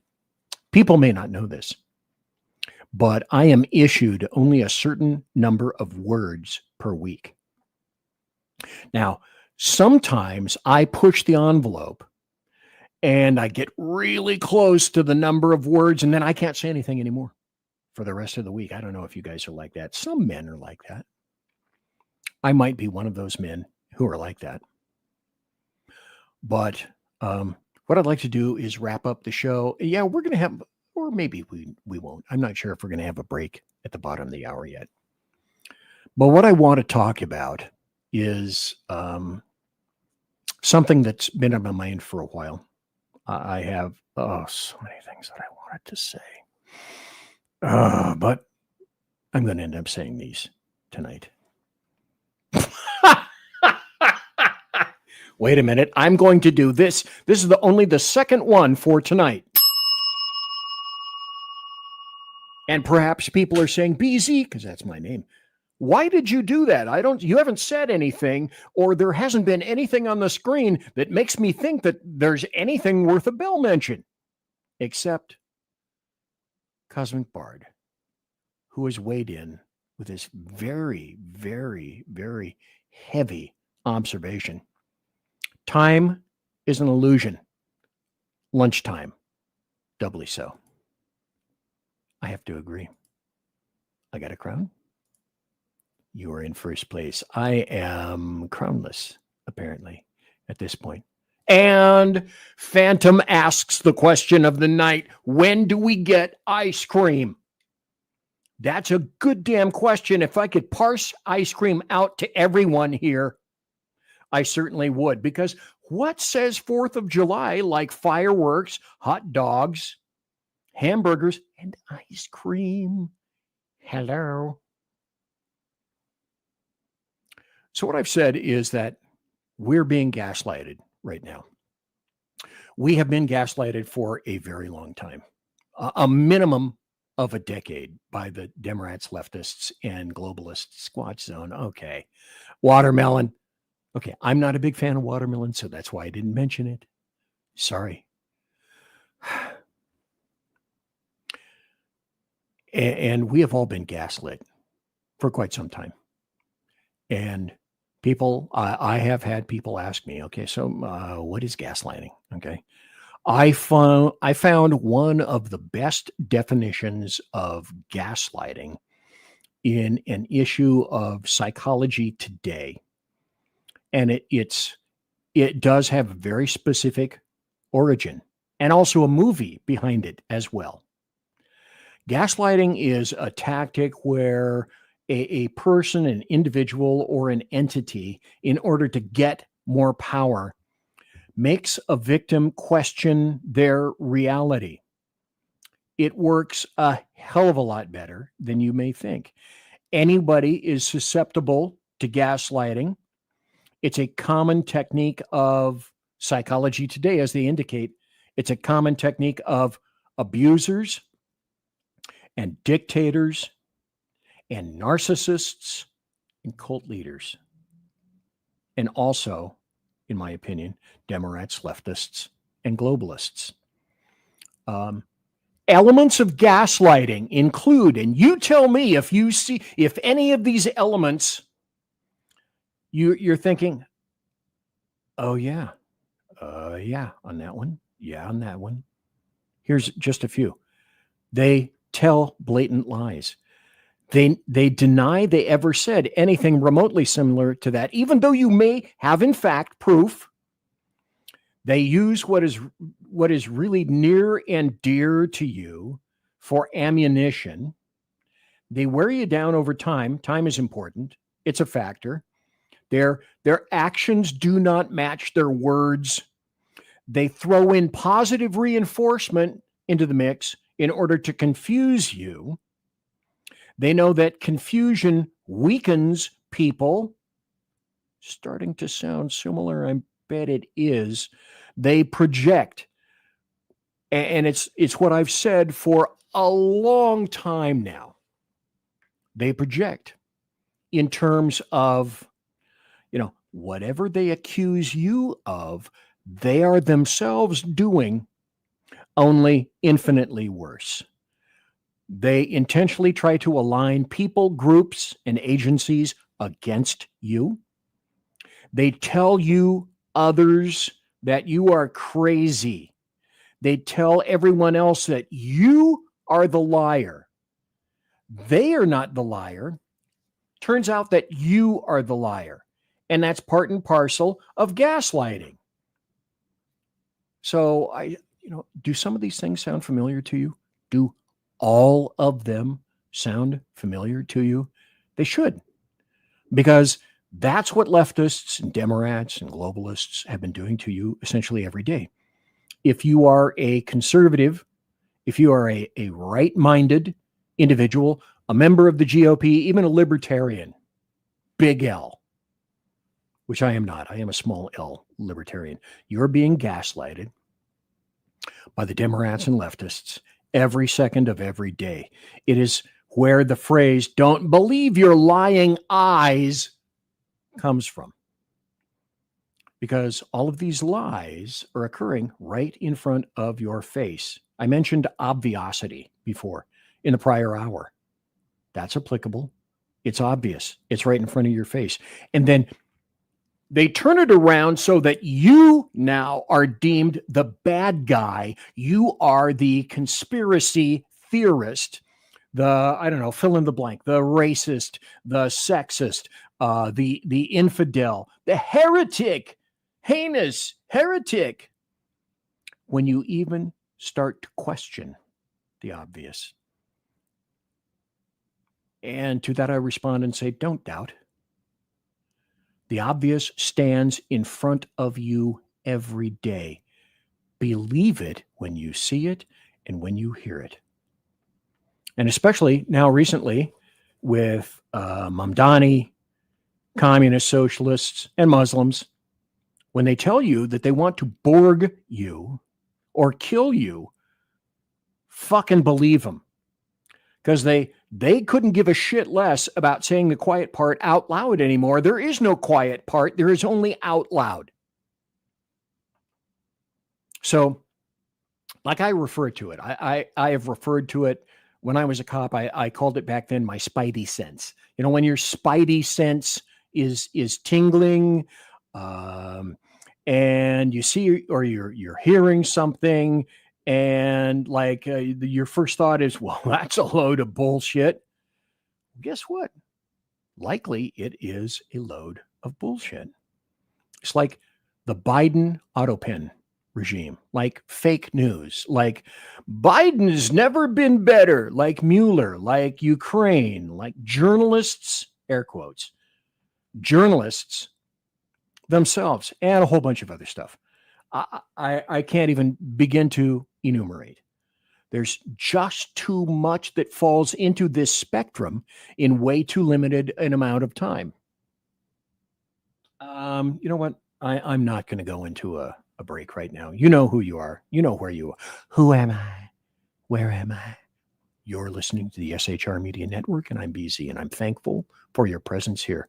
Oh my God, I'm backing up. Let's go to some comments here. I wasn't able to get some angry incense this year, so no running naked in my backyard with one in each hand. Okay, well, that's good. The Phantom has taken first place. I don't even know how to get points, kid. Okay, in their defense, I am a little crazy. Wait for it. Wait for it. Damn it! I can't even ring the bell right. There we go. That's true. Phantom took first place into the shadows. And Phantom says, okay, keep talking, keep chatting. Yeah, but if I stop in the midst of it all, it's because I ran out of words. My number of words allotted has stopped. And Cheetah says, yeah, I am a medium sans serif L when it comes right down to it. Yeah, I'm not a big L libertarian. Cheetah says, hey, and welcome to Cheetah. Hola. Happy 4th of July to everybody. They renamed gaslighting to Adam shit. Okay, I'll give you that one. Hey, that was a good one. I can actually do it. I mean, I used to be a medium. I used to be a medium too, but now I'm an extra large or a 4X, depending on, what the manufacturer. And he says, and now I'm an XXL. Huh, imagine that. A little. So let's continue about gaslighting. I exist. The purpose of my show and the reason that I exist is to point out all of this stuff to you. And as I've said any number of times, I'm no great insight. I don't provide spectacular, amazing insights into any number of things. All I do is I just kind of assemble this stuff. But I tell you the things that the American media maggots intentionally do not tell you because, again, it's my jobbing. And I have also said that for any number of times. For a long period of time. I can get on the internet like anybody else, like any of the American media maggots. And I can find shit. Because a lot of this stuff is immured damn near forever on the internet.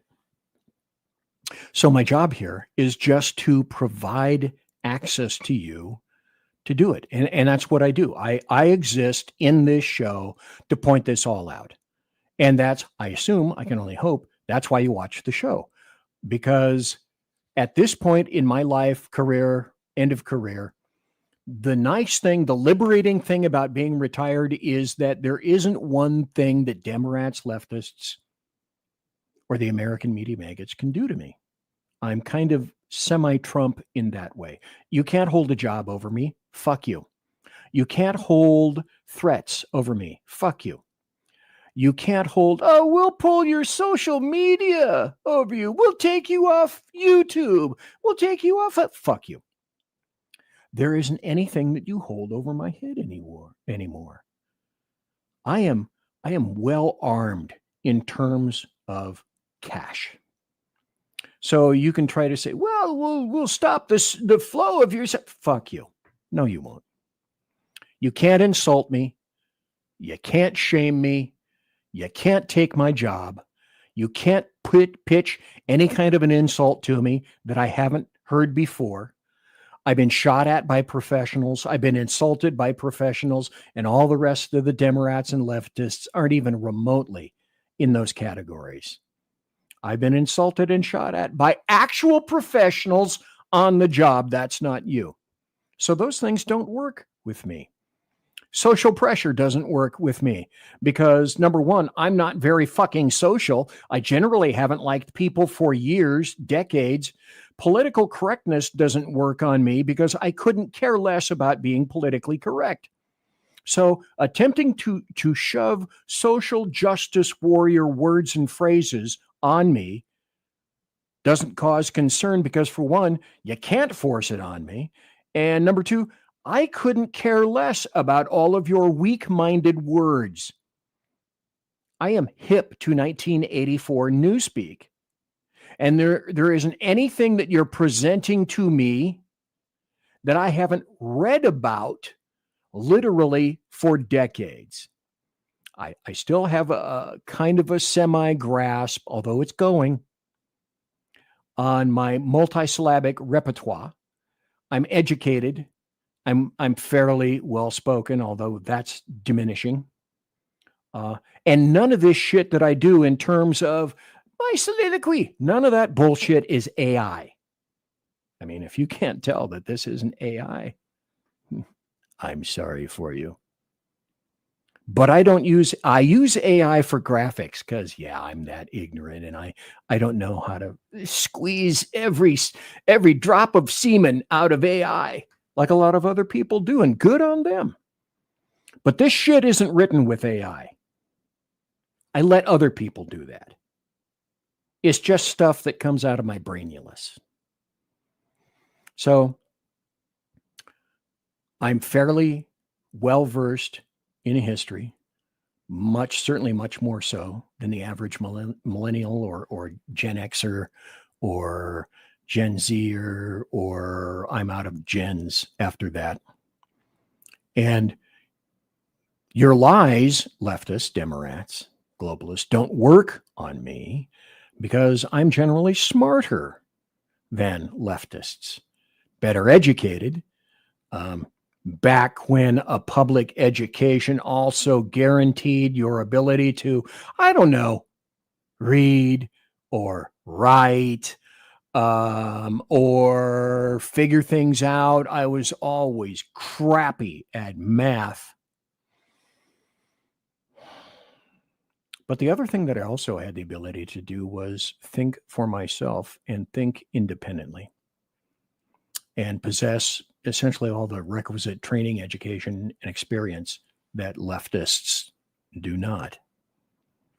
So let's go into a little bit examining what leftists and Democrats telling you that you're supposed to believe, as opposed to what's truly happening in front of your Gesicht that you should never notice.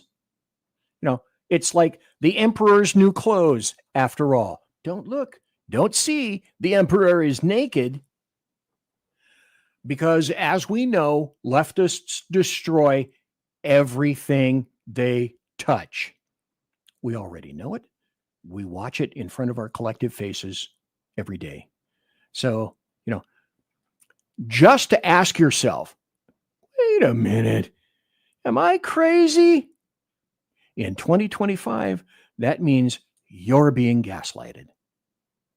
You know, the term gaslighting, as I already explained, maybe, I don't know, 10 or 20 minutes ago, comes from a 1930s play called Gaslight. And I think it was made into a movie, if I'm not mistaken. As, okay, I got to put this up. I just started glancing into the chat. You can shut down Kettle One Distillery. Then again, BC has storehouses and planes in reserve. Well, boy, is that the truth. Ricky Robinson makes a very important note at this point right now. None of us milk AI, bro. Okay. Jen Milliaminer, I'm not sure that I know how to pronounce that or something like that. But Squatchstone does say, and you will own nothing and you will like it. What happens in Gaslight? And I actually saw the play in high school. Jesus. I know what you guys are thinking. I'm not going to go there. Okay.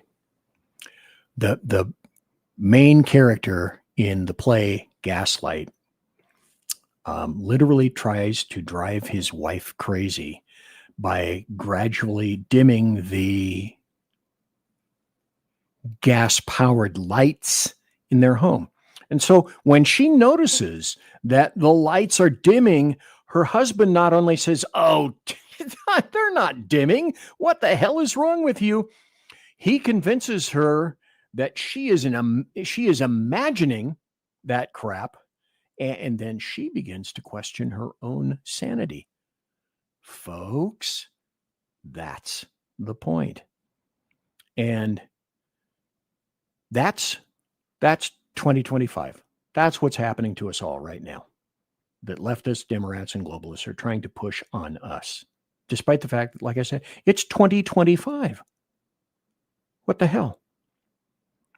The reality that is also, because they are, there is a concomitant support by the American media maggots in all of this, is completely at odds with what we're seeing with our own eyes.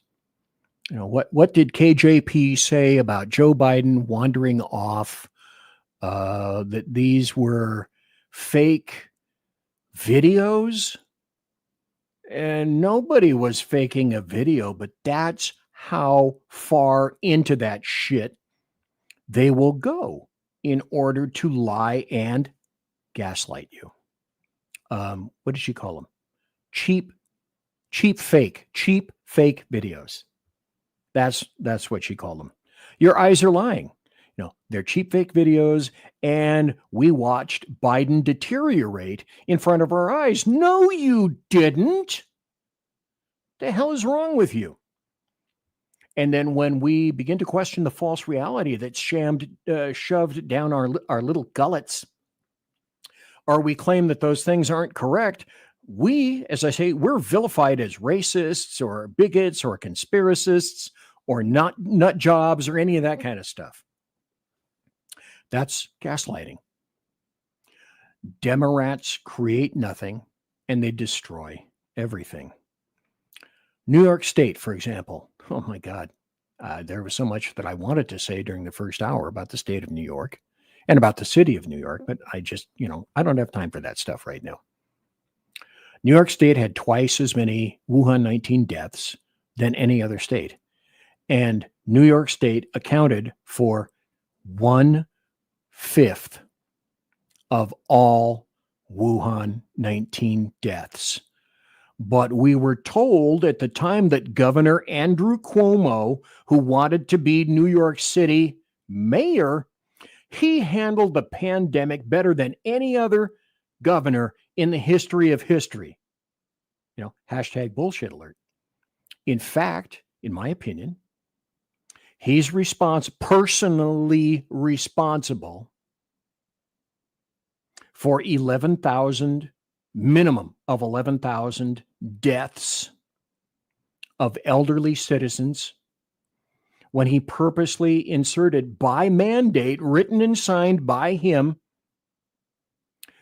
that people carrying the hot Wuhan 19 virus be inserted into nursing facilities that housed, as I said, any number of, they house, because I've been there. If I'm lucky enough to live whenever, I may get shoved into one of those things myself. These places, I saw my grandmother die in there. I saw my father almost die in there. He went in and out of nursing homes toward the latter portion of his life in 4 different facilities. But Cuomo mandated that the Wuhan 19, those who had it, were shoved into facilities that housed the weakest, the most susceptible, the least able to combat a terrible virus like that on the planet. The facilities themselves were unprepared. They're understaffed. And I saw this with my grandmother. I saw this with my father. They are unprepared. They are understaffed. They are underpaid. They are undertrained. And they are under-equipped. All of them. Every one of them. That's destruction. That's death. Leftists destroy everything they touch, and then when you bring up the truth, they gaslight your ass. But if we support policies of governors whose states only had a fraction of the infections and deaths, like New York, we are called what? What are we called? We're called anti-science conspiracists. And we want people to die. So then, a lot of us ask ourselves, are we crazy? No, you're being gaslighted. The same for governors and mayors and city councils and boards of supervisors and chiefs of police and elected sheriffs and illegal invaders.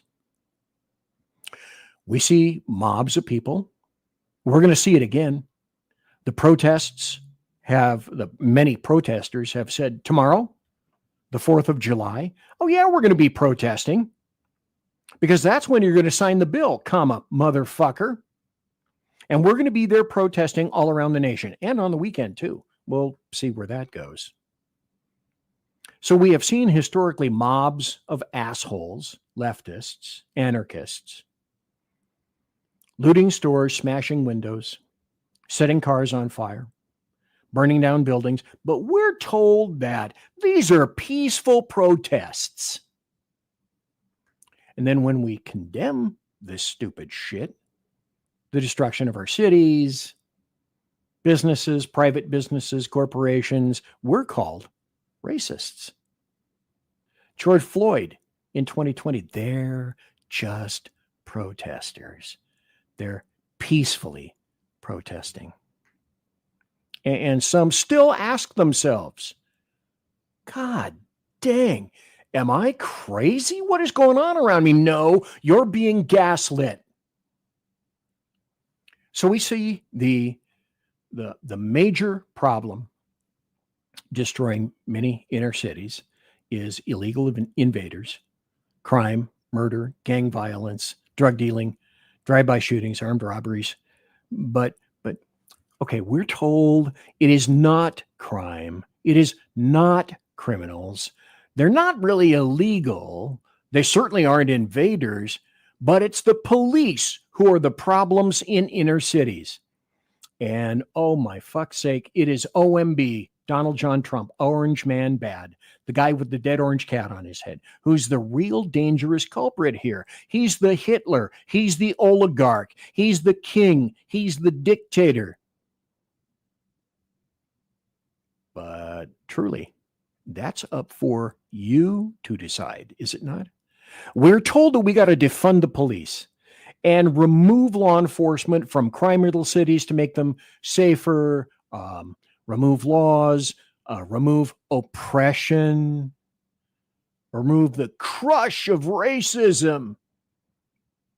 But hell, you don't even think about removing illegal invaders. But if we advocate for more policing in cities overrun by crime, and if we ask for more control over riots, if we even look askance at illegal invaders, we're accused of being white supremacists and racists. So, then you ask yourselves, God, am I crazy? No, you're being gaslighted. The United States of America accepts more immigrants than any other country on planet Earth.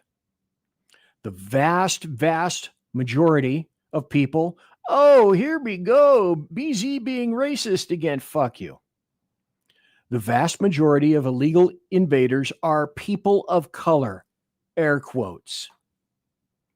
And these illegal invaders are enjoying freedoms and economic opportunities not available to them in their country of origin.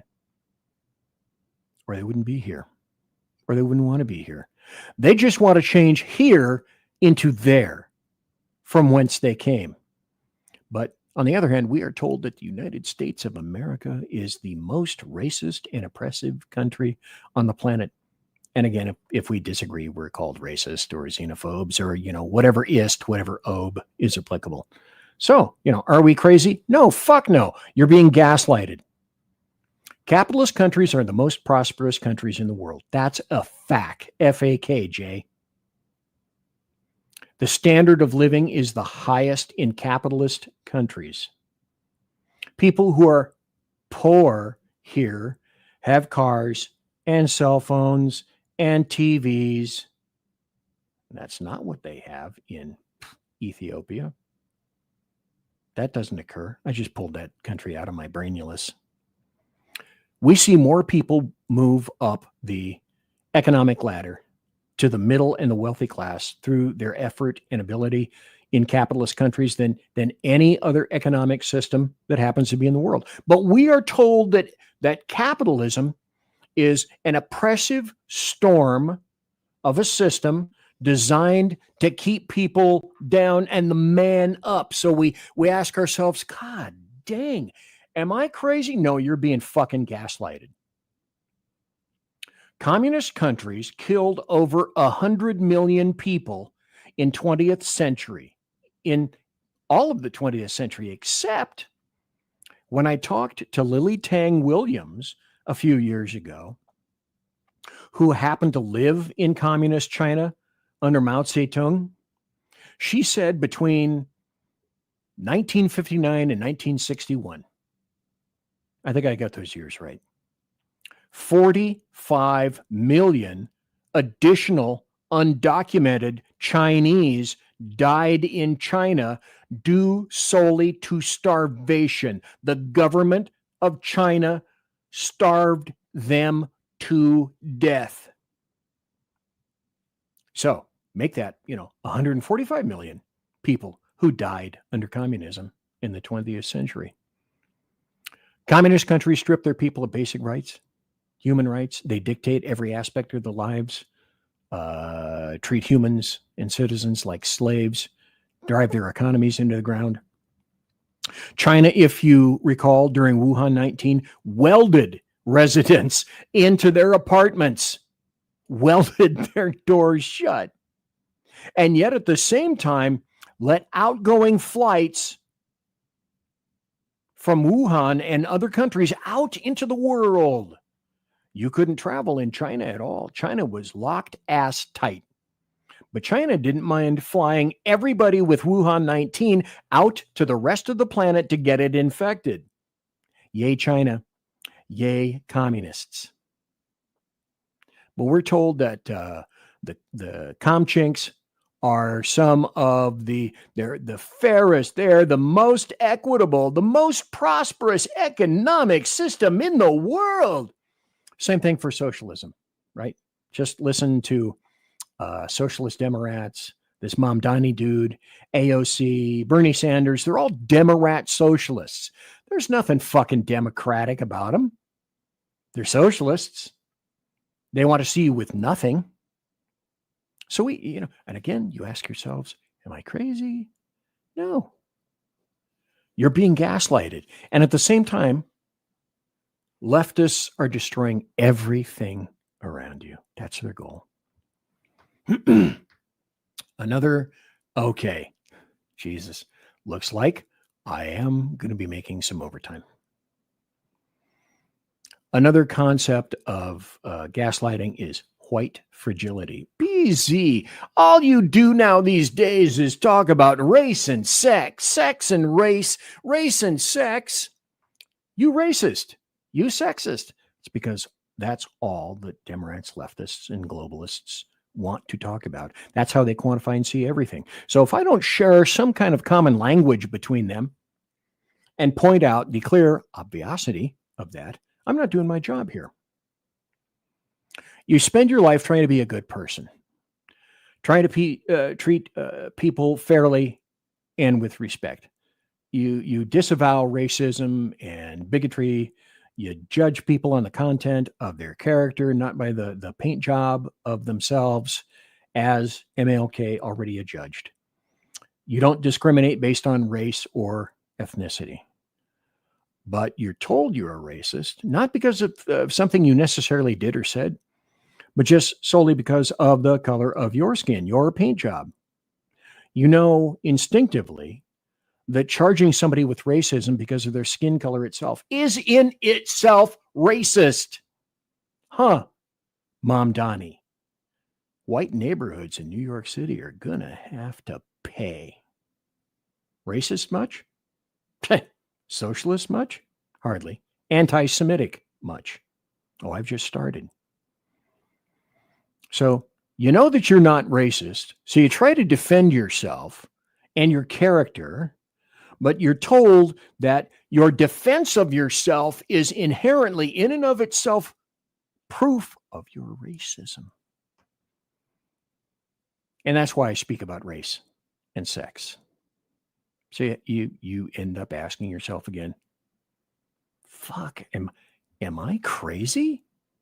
No, you're being gaslighted. And that's leftists destroying everything they touch. Gaslighting has become one of the most endemic and pervasive and destructive tactics in the history of American politics, probably politics anywhere. It's the exact fucking opposite of what our political system was meant to be.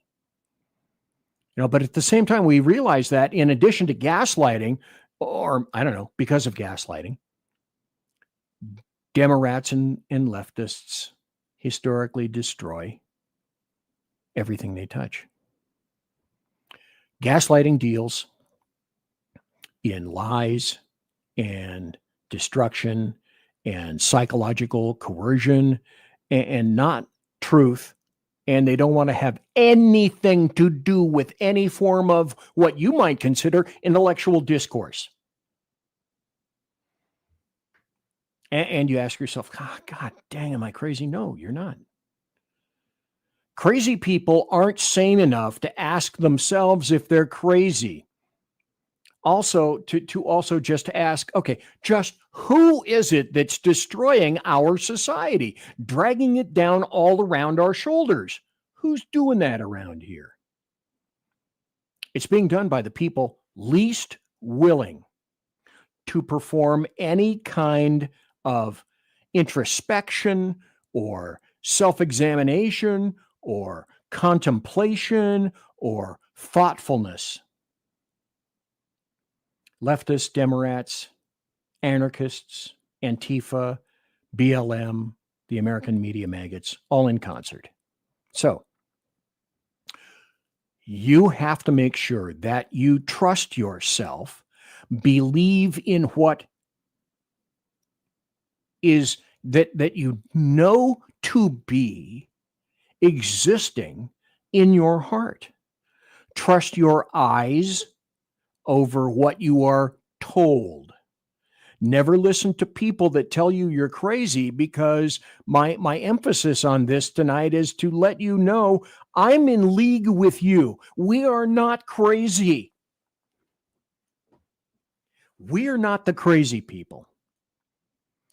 You're being gaslighted because leftists destroy everything they touch all around you 24/7, 365 by dint of gaslighting, and then claim that, well, in truth, you're the destroyer, not us.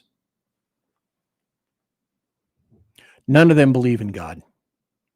None of them believe in a higher power. None of them believe in anything greater or better than what is in front of them at the time that they see it. They believe in themselves. As far as they are concerned, they are God. They want government to be God. Your rights don't come from some nebulous fucking God up there in wherever, dude. Your rights only come from government. Wherever, whatever government that is that they craft. Maybe this would be a time to play the Ruth Bader Ginsburg thing about Egypt. If you had to craft a constitution, well, you shouldn't look to the U.S. for that. That's screwed up. As far as they're concerned, there is no God. There is only government. And that is what is going to rule us. And then by dint of that, that is what we say will rule you. Every day, leftist Democrats and globalists say, insist that you never believe your lying eyes. And that's also true regarding voter fraud. Note that the leftist Democrat mantra changed from there is no voter fraud to there is no widespread voter fraud. And that's called a clue, except when there is widespread voter fraud. And if you thought there was, then maybe that's gaslighting. It's leftists engaged in their paths of destruction. One of the first things that I learned as a cop, never take one factoid in isolation. First, find out if it occurred, whatever event it was. And then don't ignore anything else. Let the story take you wherever it is that it takes you. Let the evidence take you wherever the hell the evidence goes. Nothing occurs in a vacuum. Nothing occurs in isolation. Don't let that one thing, whatever it is, one bit of evidence, send you in a solitary direction. Stand back, get the big picture. Because one plane into the Twin Towers means that a pilot made a terrible mistake. Two planes crash into the Twin Towers within, I don't know, whatever it was, 15 or 20 minutes of themselves. And it means it's an act of terrorism. Because you actually believed your eyes. Incident after incident after incident involving, at minimum, voter irregularities, much less voter fraud, demands a wide series of investigations. Yet at the same time, here's what happened. The people that insisted for 4+ years that there was rampant Russian interference in 2016 with regard to President Trump, never proven, and actually kicked to the curb, are the same people demanding that you believe that there is no voter fraud today. Let me see if I can go over here. And I'm not going to play a promo. I just want to remind everybody at this, because it is 10:02 on the far left coast. It's 12:02 Central, and it is 1:02 on the East Coast. Conservative media done right. You're listening to the SHR Media Network. So remember, it was all about Russia, Russia, Russia, Ukraine, Hitler, oligarch impeachments, blah, blah, blah, blah, blah. And still in 2025, President Trump still stands, despite 2 assassination attempts, one on live television, where Trump was a quarter inch from having been killed. NCX Security Group. Hey, what's up, BZ? Happy Freedom Eve. You bet. Good to see you, sir. Welcome, NCX Security Group.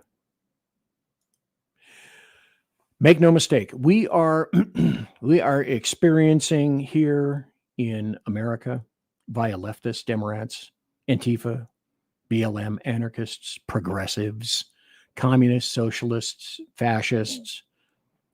Did I leave anybody out? A form of incrementalism. And that's like the book Nudge by, I can never remember this guy's name.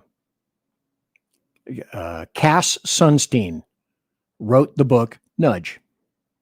And the point is, Nudge is about the frog in the boiling pot. Because if you slap somebody up in the face with a 110-pound tuna in order to get them to comply, that doesn't work real well. But if you boil the pot and if you poke, if you continue poking them, well, you'll get more compliance out of that. That is incrementalism. It's a test of how much you're going to tolerate as an individual and as a group, because conservatives and Republicans and libertarians are part of a great experiment. Now, fast forward now to the LA riots. As in, got a question for you folks. Just when will you say no? When will you push back? When will you begin to rise? More importantly, when will you fight violence with violence? Despite the fact that if you do, it will be propagandized into you being the aggressor, you being the historical assassinator of good people and normality, when in no way is any of what we're experiencing right now in any way sort of normal. Now, the other point is this. Look at CHP getting pelted and bombarded on our freeways, as opposed to the state of Florida and Governor DeSantis having said clearly, make no mistake, if these ass fucks get in your way and try to get into your car, you have the legal right to run their fucking ass down. Oh, California, no, that can't happen. And CHP and every other law enforcement agency pays for that with injuries and deaths. You've seen all the photos. I don't need to trot any of that stuff out right now. And as you're realizing that incrementalism is being turned into a veritable tsunami. So there's a dude named Stephen Molyneux who said, cancel culture is a dress rehearsal for mass murder. Let me repeat that. A dude named Stephen, well, I'll spell it for you. Stephen, Stefan, Molyneux, Molyneux, said specifically, in one nailing sentence. Cancel culture is a dress rehearsal for mass murder. You know, and like I mentioned earlier, you know, just a few years ago, leftists and Democrats would at least make a grim or meager attempt to couch their words. Today, there is no couching. There is no hinting. Muslims and leftists are the same right now. They don't pull their punches. Islam has been like that for centuries. They simply want you converted, borged, or dead.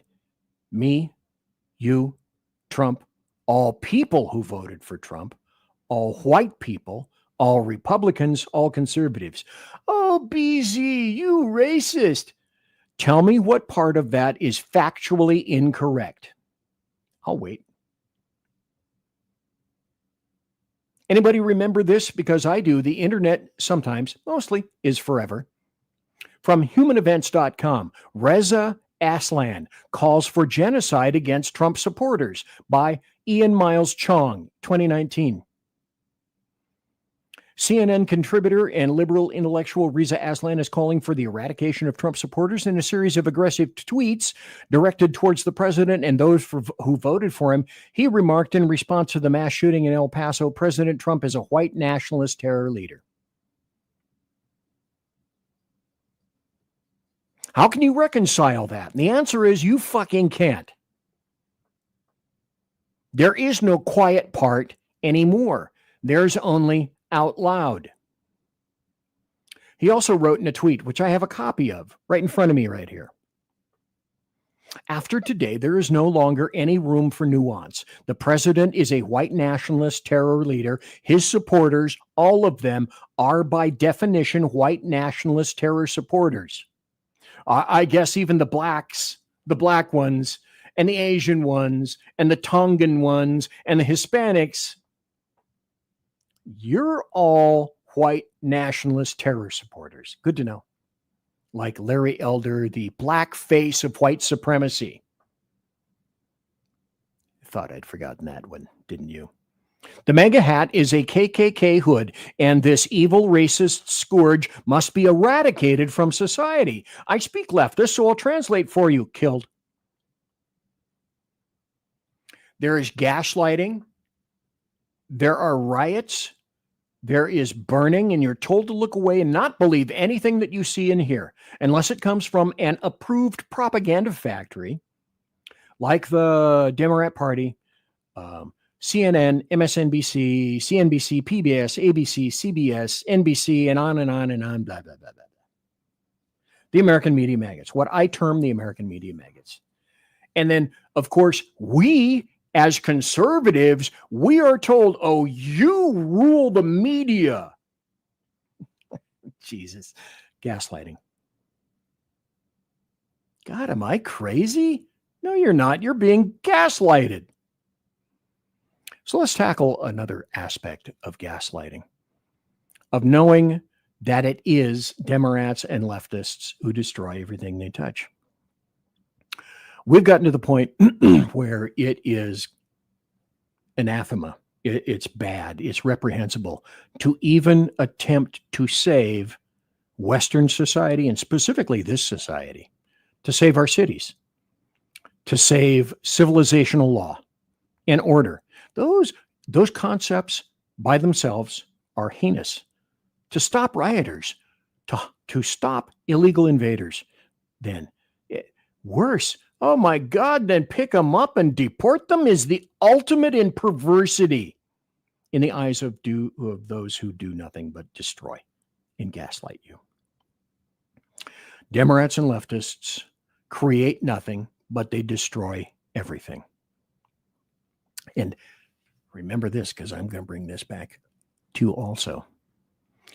Wasn't the irony absolutely delicious when LA Mayor Karen Bass, herself aligned for decades, she won't tell you this, no one wants you to know this, but all you got to do is go on the search engine and find out for yourself, like me, like the fat, ugly old guy. Karen Bass aligned herself for decades with socialists, communists, the Venceremos Brigade, who happened to love, Fidel Castro and Cuba. And she gave a wailing eulogy for a dead commie. Wasn't it just about the height of irony, if you remember, where she called for everyone, she called upon the very people whose businesses were demolished and whose homes were destroyed, looted, burned, cars burned, streets torn apart.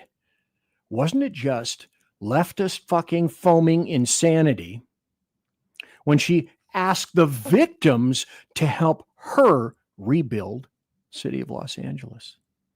Because the Olympics.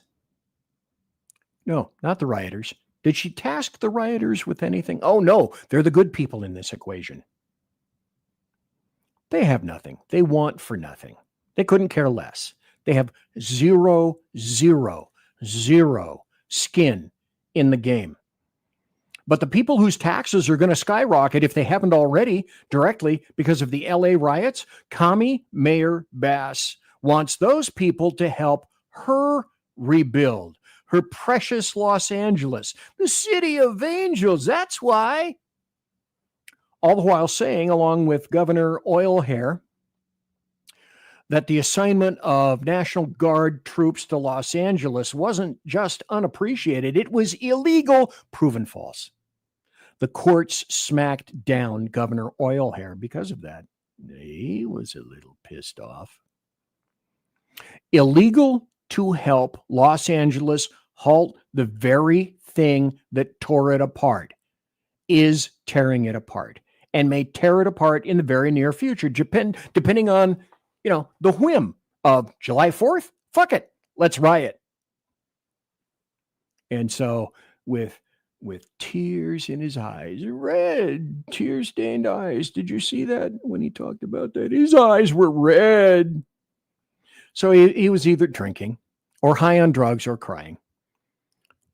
When he wailed about illegal invaders being nabbed, kidnapped, being halted, and the absolute temerity of it all, perhaps even arrested. Oh no, Mr. Bill. Mr. Gavin. Funny thing is, it was his 94th or 5th birthday last week. One of the smartest people in this nation, an actual American treasure, Thomas Sowell, said that Newsom and people around him understood little, if anything, about the Constitution, governance, or our principles. This guy has a correct rating of about 99.92%, Thomas Sowell, and is an American treasure. A brilliant economist and observer of society. Caution, Thomas Sowell is black. What a betrayer. He is a betrayer of his people. He's still an American treasure. Newsom was interested in maintaining order in times of crisis. He instead was all about virtue signaling his alliance with all those people that were bent on destroying what this nation had been building for a minimum of 2 centuries. Not just in Los Angeles, could be applicable anywhere, and it was applicable anywhere. And as I said, Democrats and leftists build nothing, but they destroy everything. Why? Ever ask yourself why? I know why. One of the primary reasons is it's easier. So Sowell called Newsom's speech basically a capitulation to lawlessness, dressed up in the rhetoric of compassion. Well, that's what he'd have you believe, right? Isn't that gaslighting by its very description in and of itself? Well, hell yes, it is. So when a state's so-called leadership refuses to enforce its laws or cooperate with federal authorities, things that have historically been done for multiple decades, which I did when I was in the jail in Sacramento County, in California, always spelled with a K. It creates a vacuum of order that necessarily mandated federal action. And so they acted to save society, to save Los Angeles. But if you do that, just by dint of the fact that you need them, betrays the lies you tell 24/7 and the hyperbole and bullshit that you spew. It's very simple. The U.S. Constitution, through the Supremacy Clause of Article 6, establishes that federal law takes precedence over state law when the two are in conflict. Wow. Amazing. Immigration enforcement, including the operation of ICE, that is a federal responsibility. As Thomas Sowell made abundantly clear. Go find any number, go to PragerU or go to YouTube and just type in the two words, Thomas Sowell. Start listening and watching some of the things that he says. It's incredible. And why is Thomas Sowell not feted as the brilliant dude that he is? Well, I think you know the answer to that. No state, it's true, including California, always spelled with a K, however much they may hate and despise the policy, has the authority to obstruct or nullify it. So I'm watching AOC on the TV right now. The headline is AOC weeps. She weeps over the big, beautiful bill. Fuck AOC and those other communists. Use of federal force isn't new. I should like to point out, probably was pointed out any number of times a couple of weeks ago. The 1992 LA riots, that was just in California. At that time, there were over 50 deaths. Rooftop Koreans, remember that? Didn't want to mess with those guys. Thousands of injuries and about $1 billion in damage back then in 1992. In 1992 valuation, billions of dollars. So President H.W. Bush sent in Marines along with the National Guard. And that said, it's pretty clear that Democrats and leftists are saying that prevention isn't anything that we should want to use. 50 people haven't died. Billions of dollars of property damage hasn't occurred. So we don't need you. Just get out. What is that, the threshold? How many deaths does it take to make that threshold? How many billions of dollars have to be pissed away? How many businesses and people have to be inconvenienced, burned, looted, set on fire? How much property has to be damaged before you'll think, oh, yeah, maybe we could use it now? Plus, the riots were predicated on a lie. Were you aware of that? It wasn't because of an ICE raid on poor little illegal invaders. Newsom and Bass and Democrats all across the nation and in D.C. haven't and have never and never will condemn the riots. Hell no. They've instead condemned the attempts to restore order. So Thomas Sowell specifically calls this a classic manifestation of the unconstrained vision, a worldview that elevates intentions above outcomes. Newsom assumed that good intentions cloaked in moral superiority, just to ask any leftist or Democrat, as he termed it, absolve a leader of the responsibility to maintain public safety. It is rhetoric over reality. The same kind of emotional hostage-taking and manipulation that prioritizes illegal invaders, rioters, and a handful of protesters that aren't obeying laws in any case over shopkeepers and the public trauma of people confronted by rioters, stopping citizens from, going to work because they have bills to pay and families to feed. Anyone remember the 2 white children who stopped a black mother from going to work who had kids to feed and bills to pay? And they said, the white dude specifically said, "Oh, work, like you're going to work."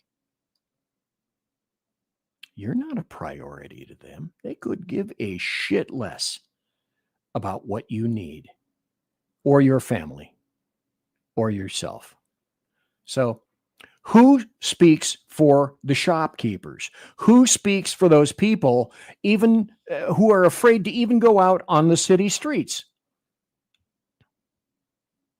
Well, let's go back a little bit. The Supremacy Clause ensures that federal law, including immigration statutes, prevail over state policies that undermine all of that. The Insurrection Act of 1807, and I'm going over things that you've probably heard before, but I just wanted to confirm, ensures that federal law, including all the immigration statutes, prevail over state policies that seek to undermine everything.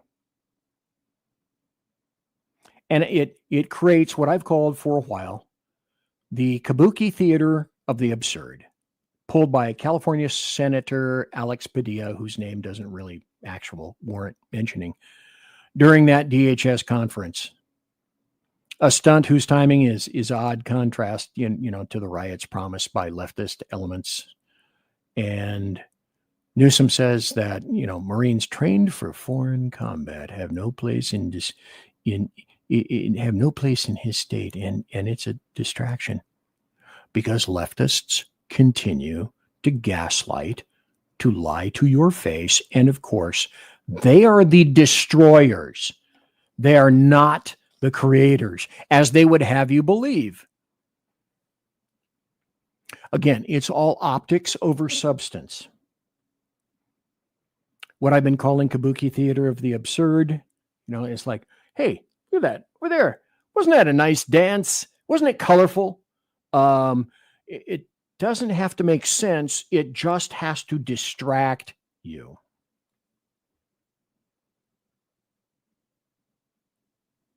So nobody, if you noticed in retrospect, one kind of semi-final question for you.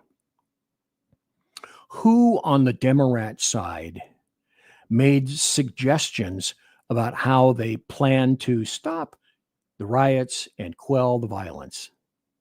Their only answer was, "Oh, we know. We just won't enforce federal law. That'll make everybody happy, won't it?" Because we've seen, again, with our very own eyes, the Biden auto pen regime. We've seen what that did to this country by allowing, I truly believe, 10 million, nah. 20 million, yeah. I think about 20 million illegal invaders in. Some people have hypothesized up to 30 million over a period of time. Hey, but let's put this in perspective, because the United States of America's population is roughly, 340 million.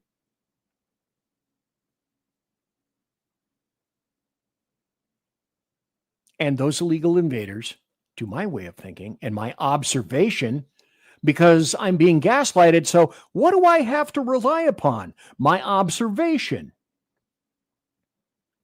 And my observation is they have little, if any, interest in assimilating into our culture or obeying our laws. And if that's not factual, you tell me, please. Gaslighting. No creation, just destruction from Democrats and leftists. So basically, what I'm saying is this. I guess you could call it the telegram from Captain Obvious is this. Newsom himself, along with Bass and every Democrat, everybody involved with all of those things, those riots and riots that may occur again in the future, created policies and situations and environments where riots can flourish because they want them to flourish. And the people have been tasked with cleaning up their mess. You note, of course, that those who created the problem won't be cleaning up after the problem. That's your job, peons. So without ice, without borders, without control, you don't have a sovereign nation. What you end up creating is what we've seen in Europe. And of course, everyone wants to duplicate that same shit there, here. You see no-go zones. And everybody said, oh, there are no no-go zones. That doesn't happen until it's discovered, yeah, there are fucking no-go zones all over Europe, where cops and good citizens refuse to enter. Are they all Catholic no-go zones? Are they Buddhist no-go zones? No, they're Muslim no-go zones. This isn't a power grab, as Democrats and leftists would like you to think. It's a continuation of power already vested in the federal government for over 200 years. The only new aspects of this are the refusals by leftists and Democrats to protect the actual American citizens in the towns and the cities and the counties and the states. That's what American blacks are learning in Chicago. Democrats and leftists couldn't give a fuck about your paint job. They just want you replaced. And that's why I say it involves actual Americans. Replacement theory is replacement reality. And it doesn't just involve whites. It involves actual Americans. Governance can't be and shouldn't be about appeasement. It's about assuring at its very base, at its very foundation, the safety and stability of the government as a whole. That is the fundamental crux of the biscuit right there.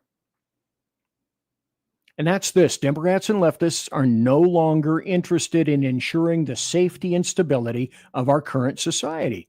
This current society has to be destroyed. It has to be crushed.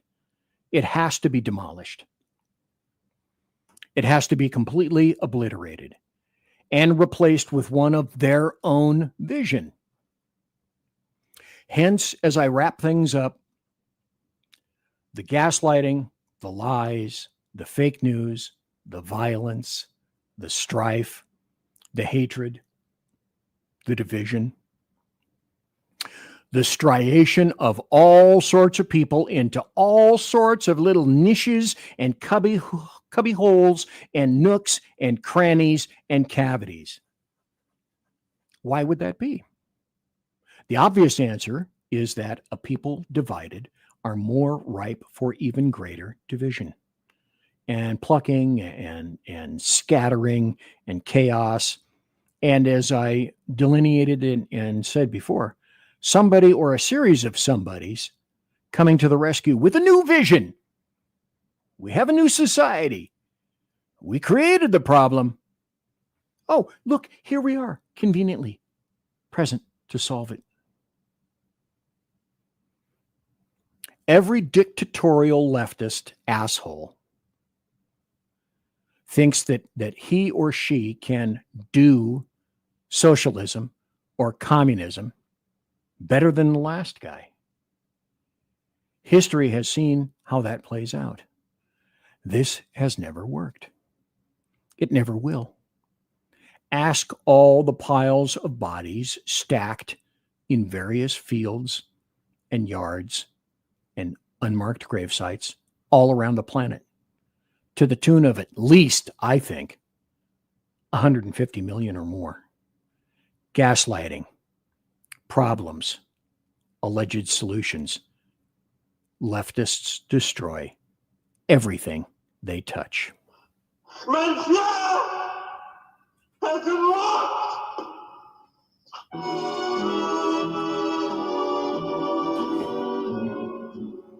And so, ladies and gentlemen, boys and girls, people and children of all ages, thanks for listening to BZ's Berserk Bobcat Saloon Radio Show, live and direct right here from the Nof, Idaho compartment of the SHR Media Network.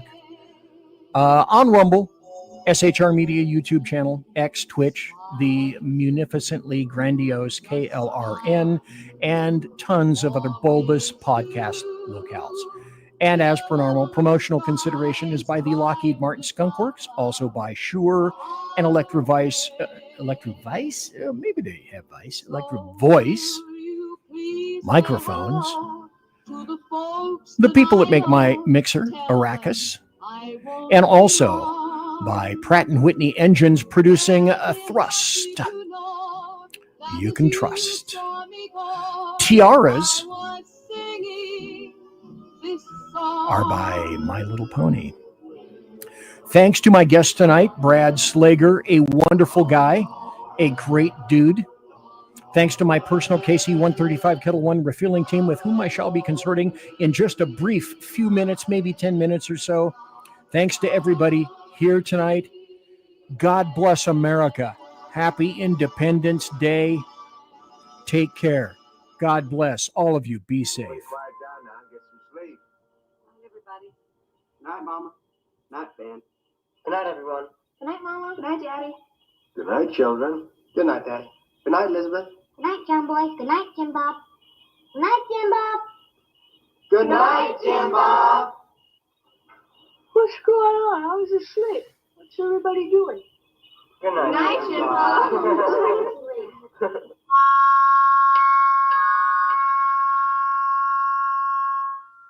Good night, and good luck.